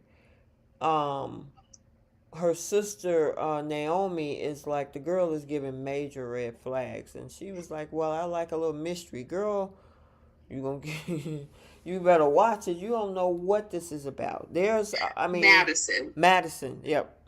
Madison, yeah. So I don't know whether obviously they're trying to build a relationship or romance for Chelsea, using, obviously the Allison situation did not work, so now it's this Madison lady. So, but do you think she giving off red flags? I mean, I wasn't sure this one was even interested. Like, how could Chelsea just assume that she is down with the hit down? Right. Yeah, and she was, and the woman didn't want to share any information. Kat was like, not Kat. Chelsea was like, that's no problem. I'm an open book. You can ask me anything. Girl, you're a whole celebrity. You're gonna let this woman get information out of you, and she could be a reporter. Like you don't like. Chelsea's not the brightest one on the show. She really is. And then you got left at the bar. Right. and then you got Madison coming to the same place. That was just so disrespectful. You was gonna come to the same place and then act like you didn't see her. I was like, oh Lord, girl. And now she's Bill's neurologist. Exactly, because that's what we saw. But I will see how that goes. Might as well take us into that whole storyline with Bill. Bill originally had where his speech was altered at work, and he went to the hospital. He decided to go against medical advice and leave the hospital only to, look like he might have stroked out. Yeah, because oh yeah, that's right. I'm looking at the picture. He was with Naomi and the bride of Chucky, and they were talking to Naomi about the fact that they're about to have a baby, and the fact that they went to the hospital. Mm-hmm. They said, "Hey, you had a mini stroke." You would think, maybe I need to, slow things down. I got one life to live. And, maybe I should try to live for my family and this new baby coming around. But no. Mm-hmm.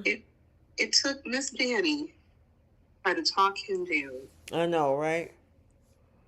Now, I don't know why she was there. To me, I honestly, I don't like the history between the two of them that we know of, but to me, Danny and Bill have chemistry. Incredible chemistry. So does he and Leslie. Exactly. So it's just not clicking with me with him and Haley. It's just not. It's just, nothing wrong with the actress whatsoever. The character, I think, matches with him because they're both so arrogant in the fact that they feel the world owes them something and they're take no accountability for nothing. So I feel in that regard, they're a good match, but I feel like she's had other scenes with other people and it fits better, but Bill and Danny, they have incredible chemistry. Mm-hmm. That little firework, the sparks that I saw between him and Leslie, writers, I need that. Yeah, even that scene at the hospital when, they started having a little conversation, Danny and him, and then he said thank you or whatever. Haley was seething. And I don't blame her because that's history there. 30 plus years. This is somebody that they met in their youth. Yeah. And they've been together, had 2 kids. They done built a family, built a career. Obviously, she was a model. He was an attorney and all this all kind of stuff. But they know the ins and outs of each other because they've been together for so long. Yeah. And so it's just more chemistry there. And obviously with him being cheating on her throughout the marriage or whatever, I'm wondering, could they figure out a way to make that work without that? I don't know. Obviously soaps come with that, so I think it's going to be a minute for they put Bill and Danny together, because the way this man talks about her is something else, and this woman is another woman begging to be with a man. Yeah, so and she can't move on. See, that's the other thing. She don't want to move on either, even though she's screwing Andre and making him her CEO. Yeah, of the Big O. Yeah, I'm surprised they said that. Girl, I was like, wait a minute. They push a lot of envelopes, boundaries on this show. They were talking about this on Reddit. There were so many people up in arms that she said that. What, they were mad? Yes, that she said that she used the word. What? Okay, hold on. The word, girl. I'm hoping that the people that watch the show are mature. If you are going to do, that usually comes with it. That should be the goal. Right.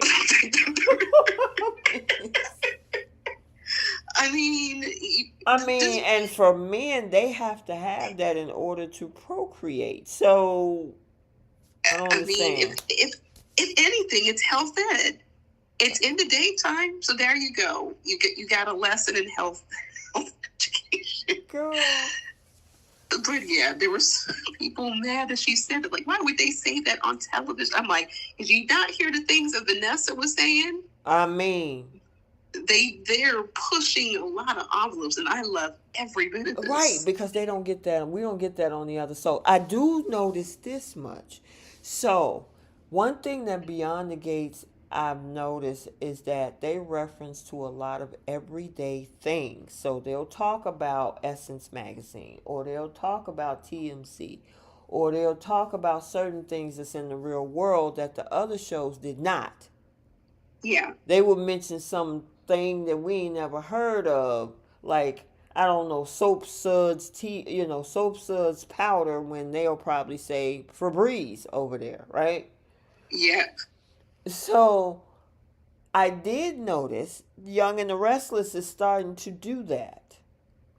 Mm-hmm. They begin to Yes. name drop. I was surprised by that too. And I never understood like why the writers just didn't do that. Well, I know why, because there's a lot of, if you're a YouTuber, there's certain things that you can't say about other brands unless you're sponsored by them. You know what I mean? So even if you talk about something, if you're not sponsored by them, you have to mention, hey, it's not a sponsored video. And so you run a fine line, but however, the producers on Beyond the Gates must have figured out a way to get around that. And so they probably, Bell probably say, hey, I notice y'all name drop a lot over there. How are y'all doing it? Oh, we do it like this. And I've heard a couple things on Y&R. I'm like, oh, so y'all mentioning stuff too now, huh? Uh-huh.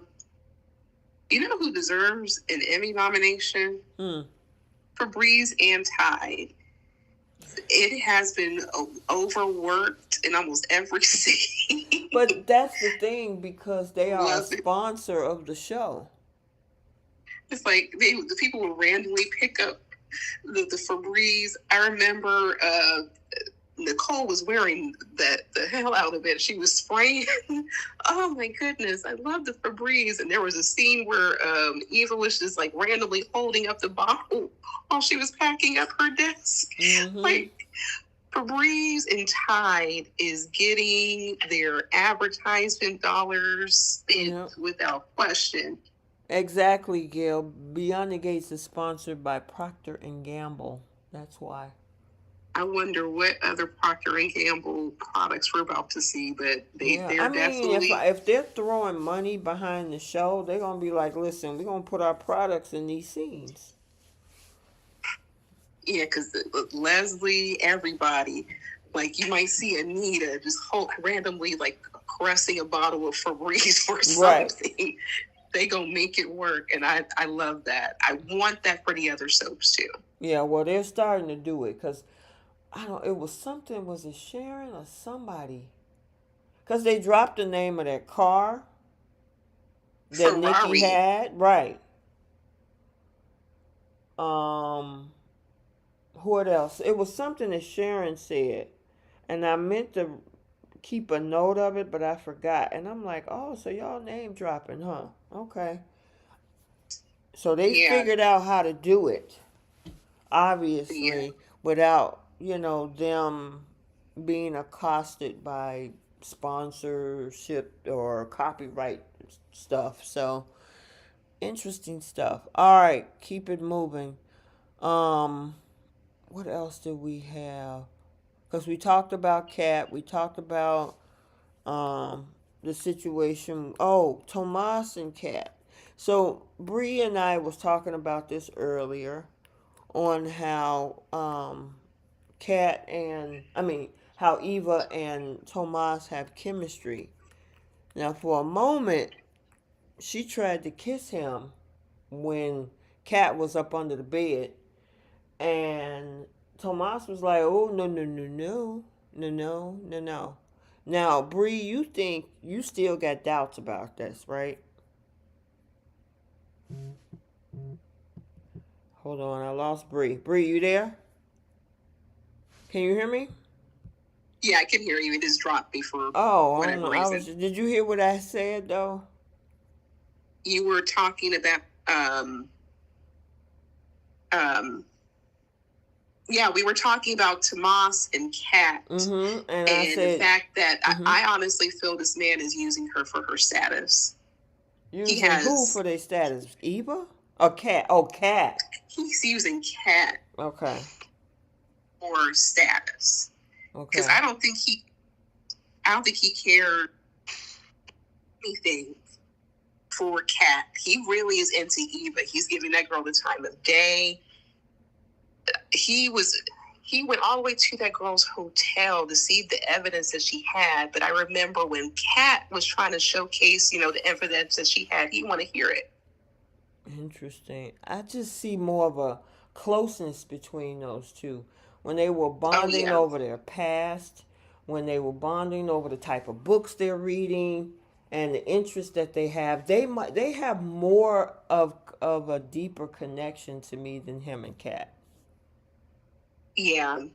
And I agree with that. I'm like, they might as well just go ahead and just be together. And that's the thing about Tomas too. He's a single man. Eva's a single woman. If he has more chemistry with her, he has no, allegiance to Kat, but he's keeping her around because this man is a status chaser, and he made that clear when it came to Bill that they were calling him a pick-me online too. He's gonna do whatever Bill says. He's trying to climb his way to the top. That's the new Michael. Yep. Sure is. That's the new Michael. You're going to just spy on Kat's family and try to get intel for Bill and completely disrespecting your connection you had with Kat or Eva, and then sharing things that you discussed with Kat with her. Like, I'm over Tomas. I want Kat to move on. I'm keeping my fingers crossed that they can put Kat and Jacob together because I feel they have chemistry. You think so? Yes. You think he got more chemistry with her over Naomi? Yes. Okay. Without question. Wow. And it's no shade whatsoever to the actors. I know everyone, like, they're all going to be like a whole shuffleboard because it's a soap. So eventually maybe we might get Kat and Jacob. I'm just keeping my fingers crossed for it because their interactions, their banter, the way they kind of look at each other, I love it. I want that. Like, they're very cute together. They are. Unless you guys want to see her with Tomas. What do you think, T? I mean, I got to see more of it. I'm not picking it up yet. I was thinking that you were talking more about Eva and Tomas. I really do think they're better together. Yeah. I mean, he clearly is showing his allegiance more to her than Kat. I mean, he went all the way to Eva's hotel room. Right. He's like giving all this body language, showing his pelvis, everything. But listen, I can guarantee you, if Kat wasn't up under that bed and she found out that man went to that hotel room, she would have had a fit. But because she was there, listening to everything that he had to say, oh, I have something special with her, and I want to explore that. She was smiling from ear to ear. He still went to that girl's hotel room. Yeah, he sure did. And he's showing no allegiance whatsoever to Kat at all. So you can go to Eva's hotel room to see the evidence that she has. But you don't want to hear anything that Kat has to say about the whole situation. You want to hear the recordings. Like, I'm just over Tomas. I don't like the way that he and Kat are interacting as of late, because I feel like she's caught him like in a couple positions to where he's hugging this girl, holding this girl, knowing what even and her mother kind of basically did to that family. And just, I don't know. Like, just go ahead and just put Tomas and Eva together. They're cuter together. They have more chemistry, more fire. And clearly that's where he wants to be. But he wants to use Cat for status. Yep. Well, we'll definitely see how this all implodes as we go on. Right now, she's probably going to be really happy with him, but yeah. And that's the other thing too, Jalen Warner. I think you're new. Welcome. Cat's not doing the deal. So that also makes Eva even more appealing to Tomas. Mm-hmm. Yeah. That is true. Gail, girl. Oh, yeah. Go ahead. You get started. I'm going to run to the kitchen right quick. So go ahead and talk about that. I'll be right back. Oh, my Lord. Gail Lewis, Doug, Vanessa, and Joey. Vanessa and Joey, first we were coming off of the fact that they were hooking up on the table. This woman does not care whatsoever about her marriage. And then we get a whole scene with her and Joey talking. She having difficulty walking the next day. They said that in daytime television. I couldn't believe it. And then she said, like, oh, well, the 8-ball was the only thing that was pocketed. I couldn't walk the next day. I'm like, what is Joey? What type of heavy artillery is Joey working with? This right here. I love Vanessa and Joy, you guys. I'm a huge. I like their interactions far more than her and Stuart Little. I think that the fact that they were so open about it was just that was great, like juicy storyline writing. But she got a dose of her own medicine. Joey invited Doug. Girl, did you say all of the stuff you was talking about earlier? Girl, about the fact that she couldn't walk, the fact that Joey's doing some heavy artillery, some heavy machinery that was wearing her out. Apparently better than her husband. And I was saying that she and Joey have incredible chemistry, which I really feel they do. And it's more than her own husband.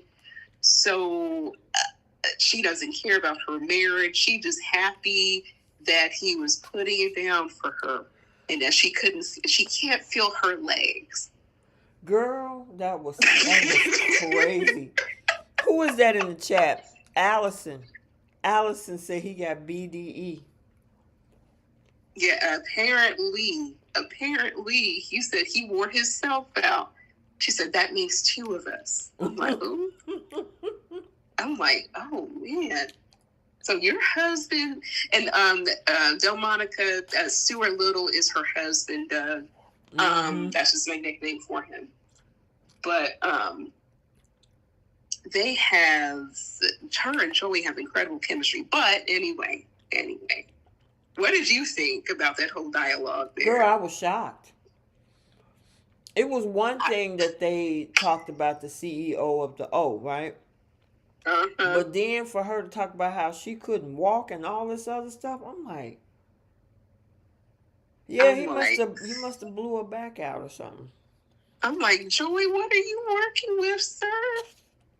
That, my goodness. I was shocked. I mean, I'm not mad because it brings a little bit of element. You know, one thing that we've been talking about on this podcast for the last several years is bringing the steamy romance back, right? Yes. They made out on the top of the card table in his casino.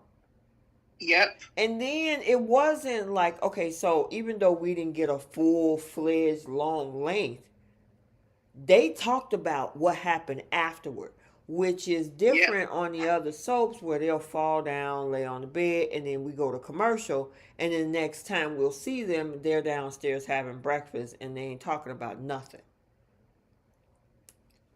Yeah. So, and this is where I wish Y&R would just take note. Look, I loved every bit of that dialogue. Mm-hmm. That was so juicy and that was hot. We didn't have to see a whole love scene to kind of get the gist. I mean, you telling the audience you couldn't walk. That said everything to me. I know. And the thing is that when everything came out, when he brought Doug in there, and I'm like, Doug, wait a minute, because at first Doug was against this. I'm not telling my wife. I'm not asking her for money. I don't want her to launder money through her business. Then he comes up in there talking about it ain't as bad as it sounds. I'm like, wait, Doug, what are you doing? Yeah. $250,000. That's a house. Mm-hmm. Probably in the Midwest. That's look. I would lose my mind. $250,000 in debt. Yeah, you couldn't be my husband. But here's where Vanessa, she was so upset with Joey, and I'm thinking like, he's a kingpin. What did you expect, ma'am? He wasn't just some nice guy you met at the coffee shop. I mean, he owned an escort service where you got a lot of your clients. Right. Mm-hmm.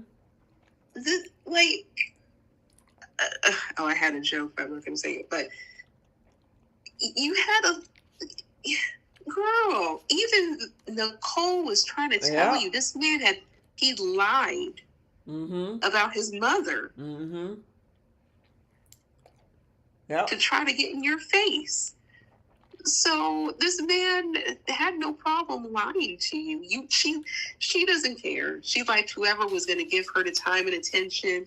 She was going from Diego. She slept with her husband one time, and she said that really wasn't going to do anything. So she had to call a whole escort service to finish the job. Exactly. And you sitting up there talking about you played me. How could you do this to me? And blah, blah, blah. And I'm like, girl, people were, like you said, Nicole, but folks was warning you, don't get involved with this dude. But you wanted a trip to the dark side. And you got burned. Yep. And Joey is heartless because you just slept with that girl and then you say, I want you to launder money through your business. He ain't even be subtle about it. Nope. Yep. I'm like, girl, look, you made your bed. Mm-hmm. And you can walk again. Now you just got to just deal with the consequences. So he did his job for you, and you just an ace in the hole in this whole scenario. Now I will say Doug should have told his wife. Don't get that. I mean, granted, you thought you can protect your wife in this whole situation, but this thing is bigger than you. You should have told her because he saw the visits, saw them at Orphe Jean's, saw them at the bar. You knew this man was getting close to her, and you said nothing. He should have warned her and like, look, I understand y'all doing some so-called business, but here's what the real deal is. I'm in the hole by $250,000, and he's trying to finesse you to pay off my debt by laundering money through your business. You know what I mean? But no, she was so attracted to him. And he was like, shoot, okay, you gonna give it up? I guess I'll take it. Exactly. She was putting the moves on him that night. Mm-hmm. And he was like, look, y'all can go to the other parts of the casino. Go ahead, and we're going to wrap up here. And he got her on the table. Belinda Hill said, like, Vanessa couldn't walk because her back was hurting from being on a hardwood card table. Mm-hmm. Taking heavy artillery, and she couldn't walk the next day. Mm-mm. And to be very honest, this is not going to stop this woman from sleeping with this man. You don't think so? Nope. This man was putting it down. I don't know if did he outperform Thomas? I don't know, but the fact that I've never heard a woman on the show make the statement. As many men that Brooke Logan has been through, we have never heard her say that she couldn't walk the next day. Mm-mm. That is Never. something else. I mean, these women on BTG are giving men awards. They're awarding them CEO of their The big O. fertility organs. Mm-hmm. And then you got this woman who is fallen, and she had to pick herself up after what that man Joey did to her. Just I'm like, look, kudos to these men. Mm-hmm. And Joey, okay, sir, okay. Girl, shoot, the I look was in his surprised, face, but and then she slapped him and walked off, and he started laughing. because he knows she's not going anywhere. I mean, he whatever security code that Stuart Little put down there, Joey reset the thing, and now he knows what's going to work for that girl. She's going to keep coming back for more. Mm-hmm. I know one thing, she shouldn't have nothing to say to Ted. Nope. Mm-mm. And that's the other part right there. She admitted to her husband last week, yeah, I've slept with several different men. Mm-hmm. But you gonna come Go ahead. after Ted for the one time that we know of that he cheated. 20 years ago. Mm-hmm. Mm-hmm. But you sleeping with different men recently. Right. And she said several different men. And then she told Stuart Little, I hope you're sleeping with other people. Mm-hmm. She does not care about her husband. She was kissing men in the mouth. Mm-hmm. Don't know where these men have been at, but kissing these men in the mouth and in the same breath say, I'm not leaving my husband. Girl, they got an arrangement. And she was hoping that it was another woman and it was actually gambling. I think she was more mad at him gambling than if he was sleeping with somebody else. Yeah, she would have been happy to live with that because at least, look, it's not going to cost any money out of her pocket. But he said, no, it's always been you. I'm like, clearly it's not you for her. She's been getting it elsewhere. Because didn't they say it's been like months and months since they've been together? They were two ships in the night, so they haven't even been getting it on within their marriage. No. Because she been sleeping with the pool boy, for a while. So, and then when this situation with Joey came in, girl, yeah. I don't know. Would you call her 304?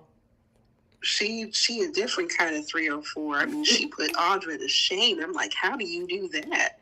I'm like, you trying to go for like top tier, like Brooke Logan and this run through men like crazy? Yeah, I mean, but again, I gotta give a shout out to the show because even though we didn't get we got a little bit of something. But the aftermath, when they talked about what they did, I was like, did she just say that? Yeah, she sure did. Look, I don't feel sorry for this woman at all. She did this to herself. Both her and her husband did it to themselves. This is what happens when you just have an arranged marriage, pretty much. When you have arrangements and you guys do extracurricular activities outside of your marriage. Yep, I agree. That's what you get, because Doug should have been honest. He should have stopped. And I know his friend even tried to stop him. Whatever happened to him? I ain't seen him in a while. But his friend tried to stop him. He even won $50,000 from a scratch off that was on the flow. And at that time, that money could have went toward his debt. No, he put it on a stupid horse and lost all of it. Yeah, I don't feel sorry for this man. $250,000. Yeah, look, you can't be my husband no more. A I'm quarter of $1 million. good. And you're recently engaged. Could you imagine your future husband saying, "I'm $250,000 in debt"? Who are you telling? Be like, wait, what? Like I've been gambling and you don't know about it. Mm-hmm. And Girl, I that's had crazy. ways to try to pay it off, and I refused to do so. Right. And somebody tried to stop you? Oh, Lord. Yeah, he could be my husband. All right. Did we cover everything? I'm trying to look at the picture, make sure I didn't miss anything. Pretty much. I think we were good. Okay. And then we see Bill passed out on the couch. I don't feel sorry for him either.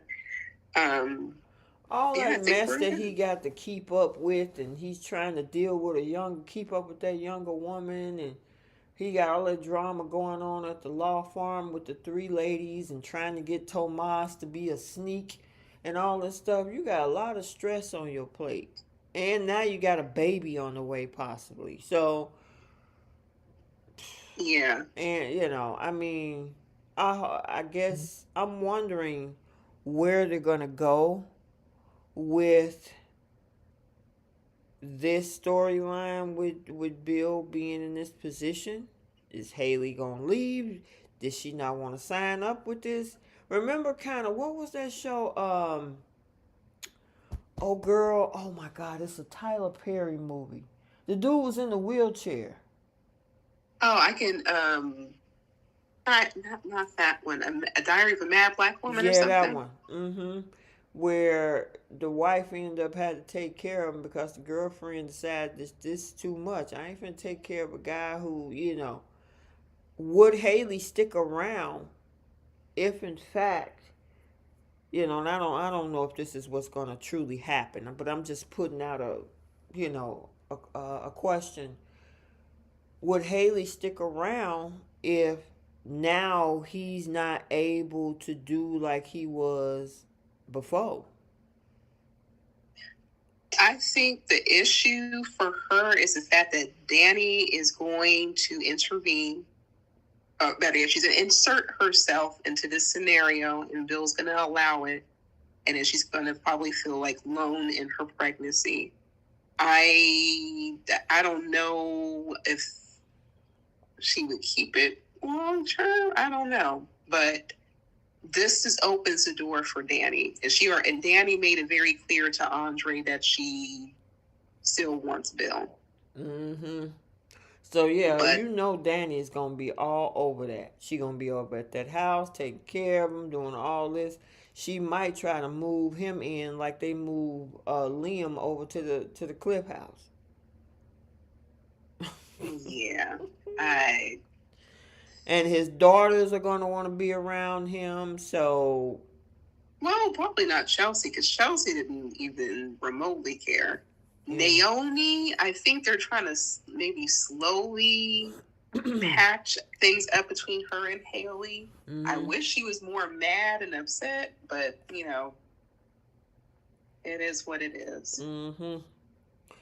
It is what it is. You are absolutely correct. So, all right, let's get to our other segments. Gail, have a great night. She said, thank you. Have a good night, T and Bree. Yes, thank you. Night, Gail. Good night, Gail. All right, so our last segments is our flip the script, who's taking several seeds, star of the week, pickle of the week, and Simp Olympics. So for YNR, you got a script art that you're flipping, girl? The flip I would probably do is I'm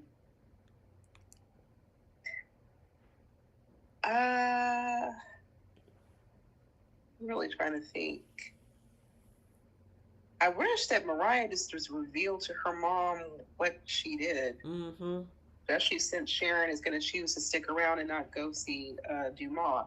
Like, tell your mom what you did. At this point, you got to tell somebody. She's just bottling it up, and then she's snapping at. I'm not going to give away Monday's episode, but Yeah. Okay.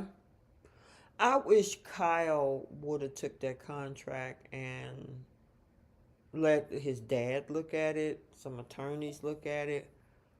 I don't even Mm-hmm. think he should have did that at all. Because he's thinking that he's proving something by putting himself in this position. Oh, it'll never happen. Oh, I'll never do anything. Dude, it only, again, like we said earlier, is that heartbreak and emotions are subjective.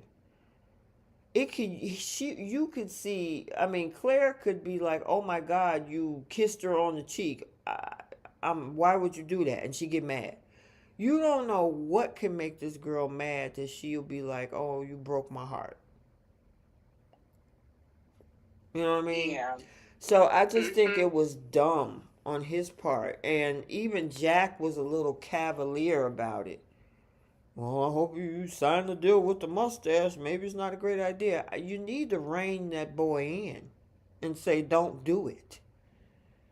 They've been trying to rein him in from not getting involved with Audra, but you see what he's been doing. Yeah, that whole plot line is He's so dumb. She don't even have a company set up yet, and you still trying to figure out what. Jabot is a company that's been around for decades. Bronte ain't gonna do nothing to Jabot. Yeah. Well, she gonna take that $5 million that Kyle's about to lose. Yeah, and she gonna end up losing Nate because, and that's fine because Nate, you She, know what you signed up for with this girl. yeah, she doesn't want this man at all. Mm-mm. All right, flip on bold. Um, I wish we could have had like them insert a new storyline, Mm-hmm. a different storyline. It Mm-hmm. was a run-on sentence, and I understand they're trying to push the narrative regarding Luna and then Jacqueline's exit. Like, I get that, Right. but in comparison to like the previous seasons, like the one I'm watching now, there's like 4 or 5 different storylines in a short period. I if they added another one, that would have been nice. Yeah, I agree. I just think they should have had a contrast storyline. The whole week was about Luna. The whole week. So, go They ahead. had no romance, No, nah, none. and None. And we're the not stuff thinking is about Kitty romance between Electra and Will either. yeah, and I'm not even going to consider Carter and Hope. No, Mm-mm. that's no romance, no spice, no. Mm-mm. Oh well. Mm-mm. All right. What you flipping on BTG? I actually would have loved for Kat to get caught. Really? Okay. Yes. That would have been a very interesting scene. And then she would have looked at Tomas in his face and see that he was in her sister's room. And also look Eva in the face and said, I knew you was holding the evidence. I'm taking it to the police. Mm-mm. And then Um, what's Eva gonna do? right. I don't know. I just wish Anita would have just threw Sharon out. I mean, yes, she left, but that girl is jealous and bitter. And she's trying to project all that on Anita. Now, Anita's trying to take accountability for whatever her parts were in the demise of the relationships, including, the fourth articulate. But, it's like, girl, if you don't get out of here, you had the same opportunities to do whatever if you think you were the better singer. Then why didn't you rise up on top? You could have did what you need to do. So, Exactly. yeah, I'm like, she gonna also take several seats. All right. Speaking of seats, who's taking a seat on Y&R? Oh my lord. Michael Don't take them all, and Bree. look, Michael's gonna get his permanent seat. That's the only one I can really even think of. And Victoria as well. Yeah, Cole need a seat in the emergency room. Um, Kyle needs a seat to get his head examined for asking for $5 million. I mean, for putting $5 million on the table. Mm-hmm. And let me think. I'm trying to think of what else. I think that might be it. I'll just take those two. So. And give Aristotle Duma a seat too. I'm so sick of this name, and we don't see this man. He is Casper, as far as I'm concerned. Yeah, they need to hurry up and just reveal this whole thing, this whole situation, which it looked like it'll happen on the 13th, leading into the 16th. Um. Okay. Who's taking seats on Bold?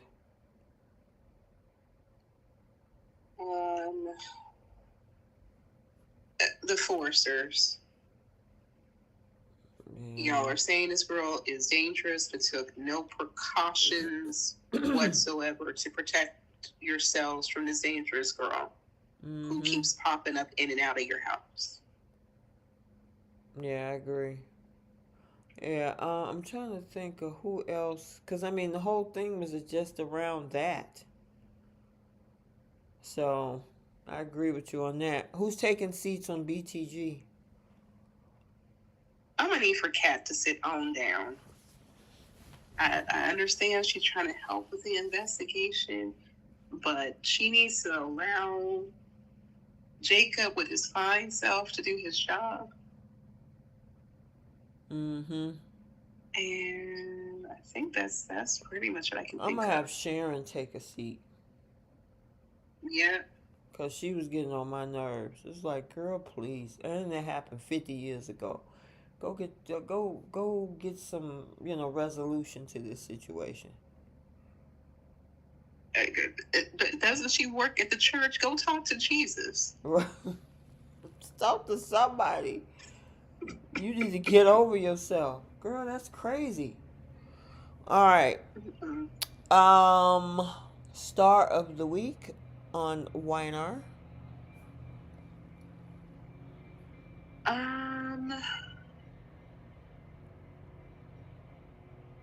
I guess I would probably... I'll give it to the girl who plays Tessa. Oh, okay. That's cool. Yeah, because I actually really enjoyed her scenes. She's a good actress. I'm going to give it to Michelle Stafford. The girl looked good this week. Did she cut her hair or lighten it or something? She's more blonde. Right. She looked more blonde, and she got layers in her hair now. It's beautiful in that picture up top. Beautiful. The girl is, but in Michelle comparison always... to Sally... Go ahead. Mm-hmm. Yeah, so in comparison to Sally, Sally's the redhead, and Phyllis is the blonde now. Right. I mean, Michelle Stafford, she can dress her butt off. Whoever her stylist is, it's got to be a personal stylist. Because she come up with some of the baddest dresses, outfits, and everything. And it look like it's different from everybody else. So it fits to form. Mm-hmm. The style department, they move heaven and earth to make sure they give her whatever's going to fit on her body. Exactly. And it works. And it works. Exactly. Star of the week on Bold. Kimberlyn.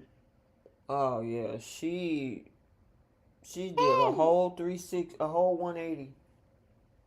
But look, the scene that she had with Luna, and she was like, "You need to go." I was like, "Oh, okay." Yeah, Kimberlyn, they are Welcome really back, trying to reinvent that character.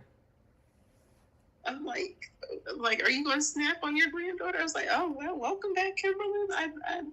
Yes, I loved her acting this week. Mm-hmm. I agree. Star of the week, BTG. I gotta give it to Trisha. You're gonna do Trisha? Yeah. I'm actually gonna do the actress who plays Sharon.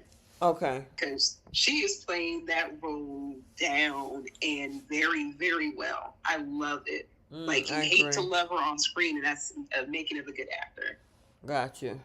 Well, she's been a great actress. Let me say that. She's been Tony actress. Cynthia Chain says Tamra Tooney. Yes, absolutely. Her scenes, her breakdown. Oh my goodness. When she was reading that letter and afterwards she broke down, I was like, oh my Lord. Mm-hmm. I mean, okay, go ahead and give Carla Mosley a run for her money, okay? Yeah, I know that's right. All right, and then Pickle of the Week, Y&R. I'm going to give it to Cole. He should not have been at that party. And then he get there and coughing over everybody. People is like, dang, am I going to get sick too? Exactly. The Pickle for me, I'm not sure if I really have one besides maybe Kyle. I was going to say $5 million. $5 million, like that was, and then you just signed the contract. You're gonna let Victor bully you and gaslight you for you not going to your own lawyers, right? I mean, you just proved yourself right then that you're an idiot. Mm-hmm. That you're still a boy. You're not a man, and in his eyes. Yep, I agree. Pickle on Bold.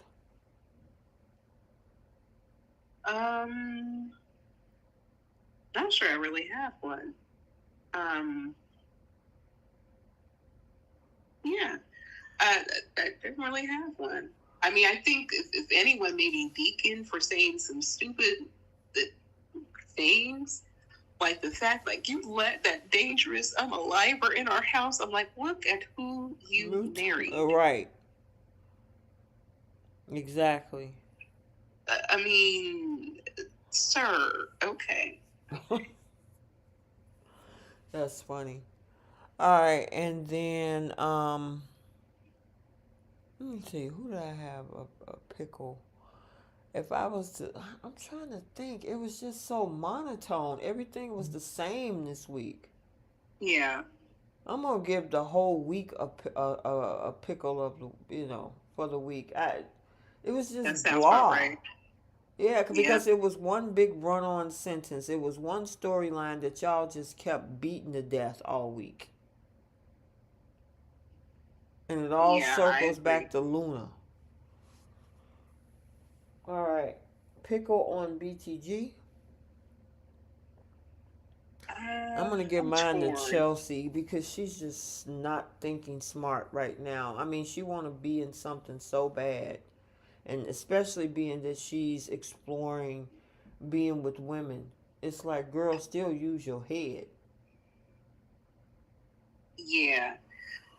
I'm going to give mine to Tomas because this man is playing both sides of the fence. Mm-hmm. And he needs to go ahead and stay all the way over with Eva and stop using Kat for her status because I really feel he is. Okay. All right. And then across the board, Simp Olympics. Do we have, well, Michael, because he got in early this week, he's going on that top protocol on this one, especially after what he was looking at Victor adoring his wife. Yeah, he definitely takes platinum for this week. I'll go ahead and give Kyle gold. Yeah. Because he's going to do any and everything apparently for Claire, not thinking straight. Throw his whole life away in Genoa City. Yeah, and apparently he got it like that, just to throw $5 million out. Girl, $5 million is like $50 or $10 to Victor Newman. Exactly. He's a multi-billionaire. You can get him $5 million. And then silver.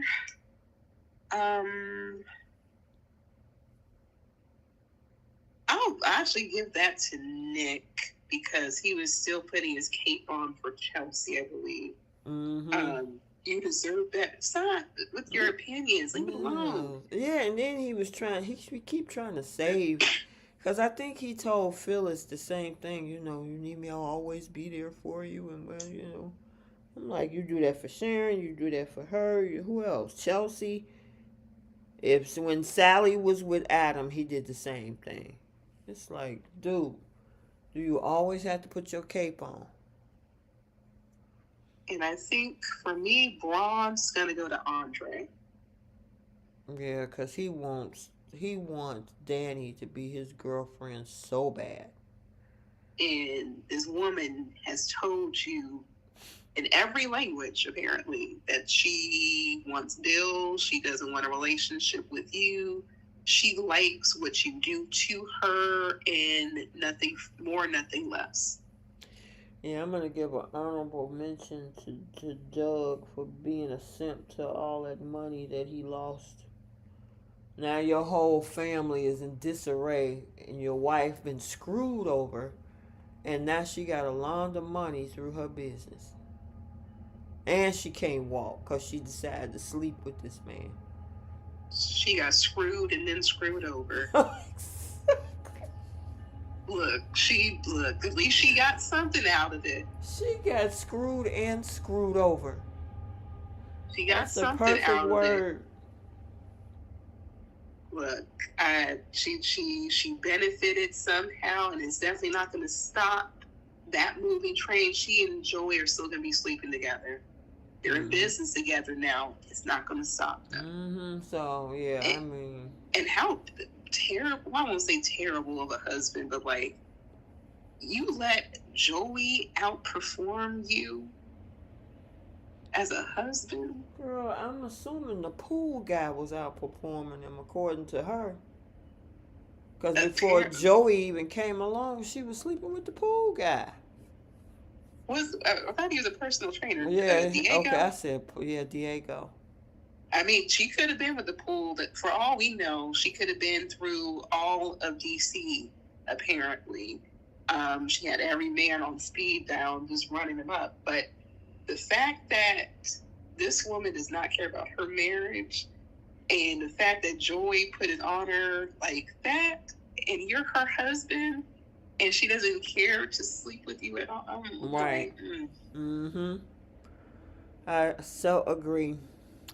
All right, you guys, we're going to end it right there. Thanks for hanging out with us on this Friday night. We got through it. Again, Y&R and B&B seemed to be a little lackluster. BTG brought the heat this week, which kept us all watching the screens.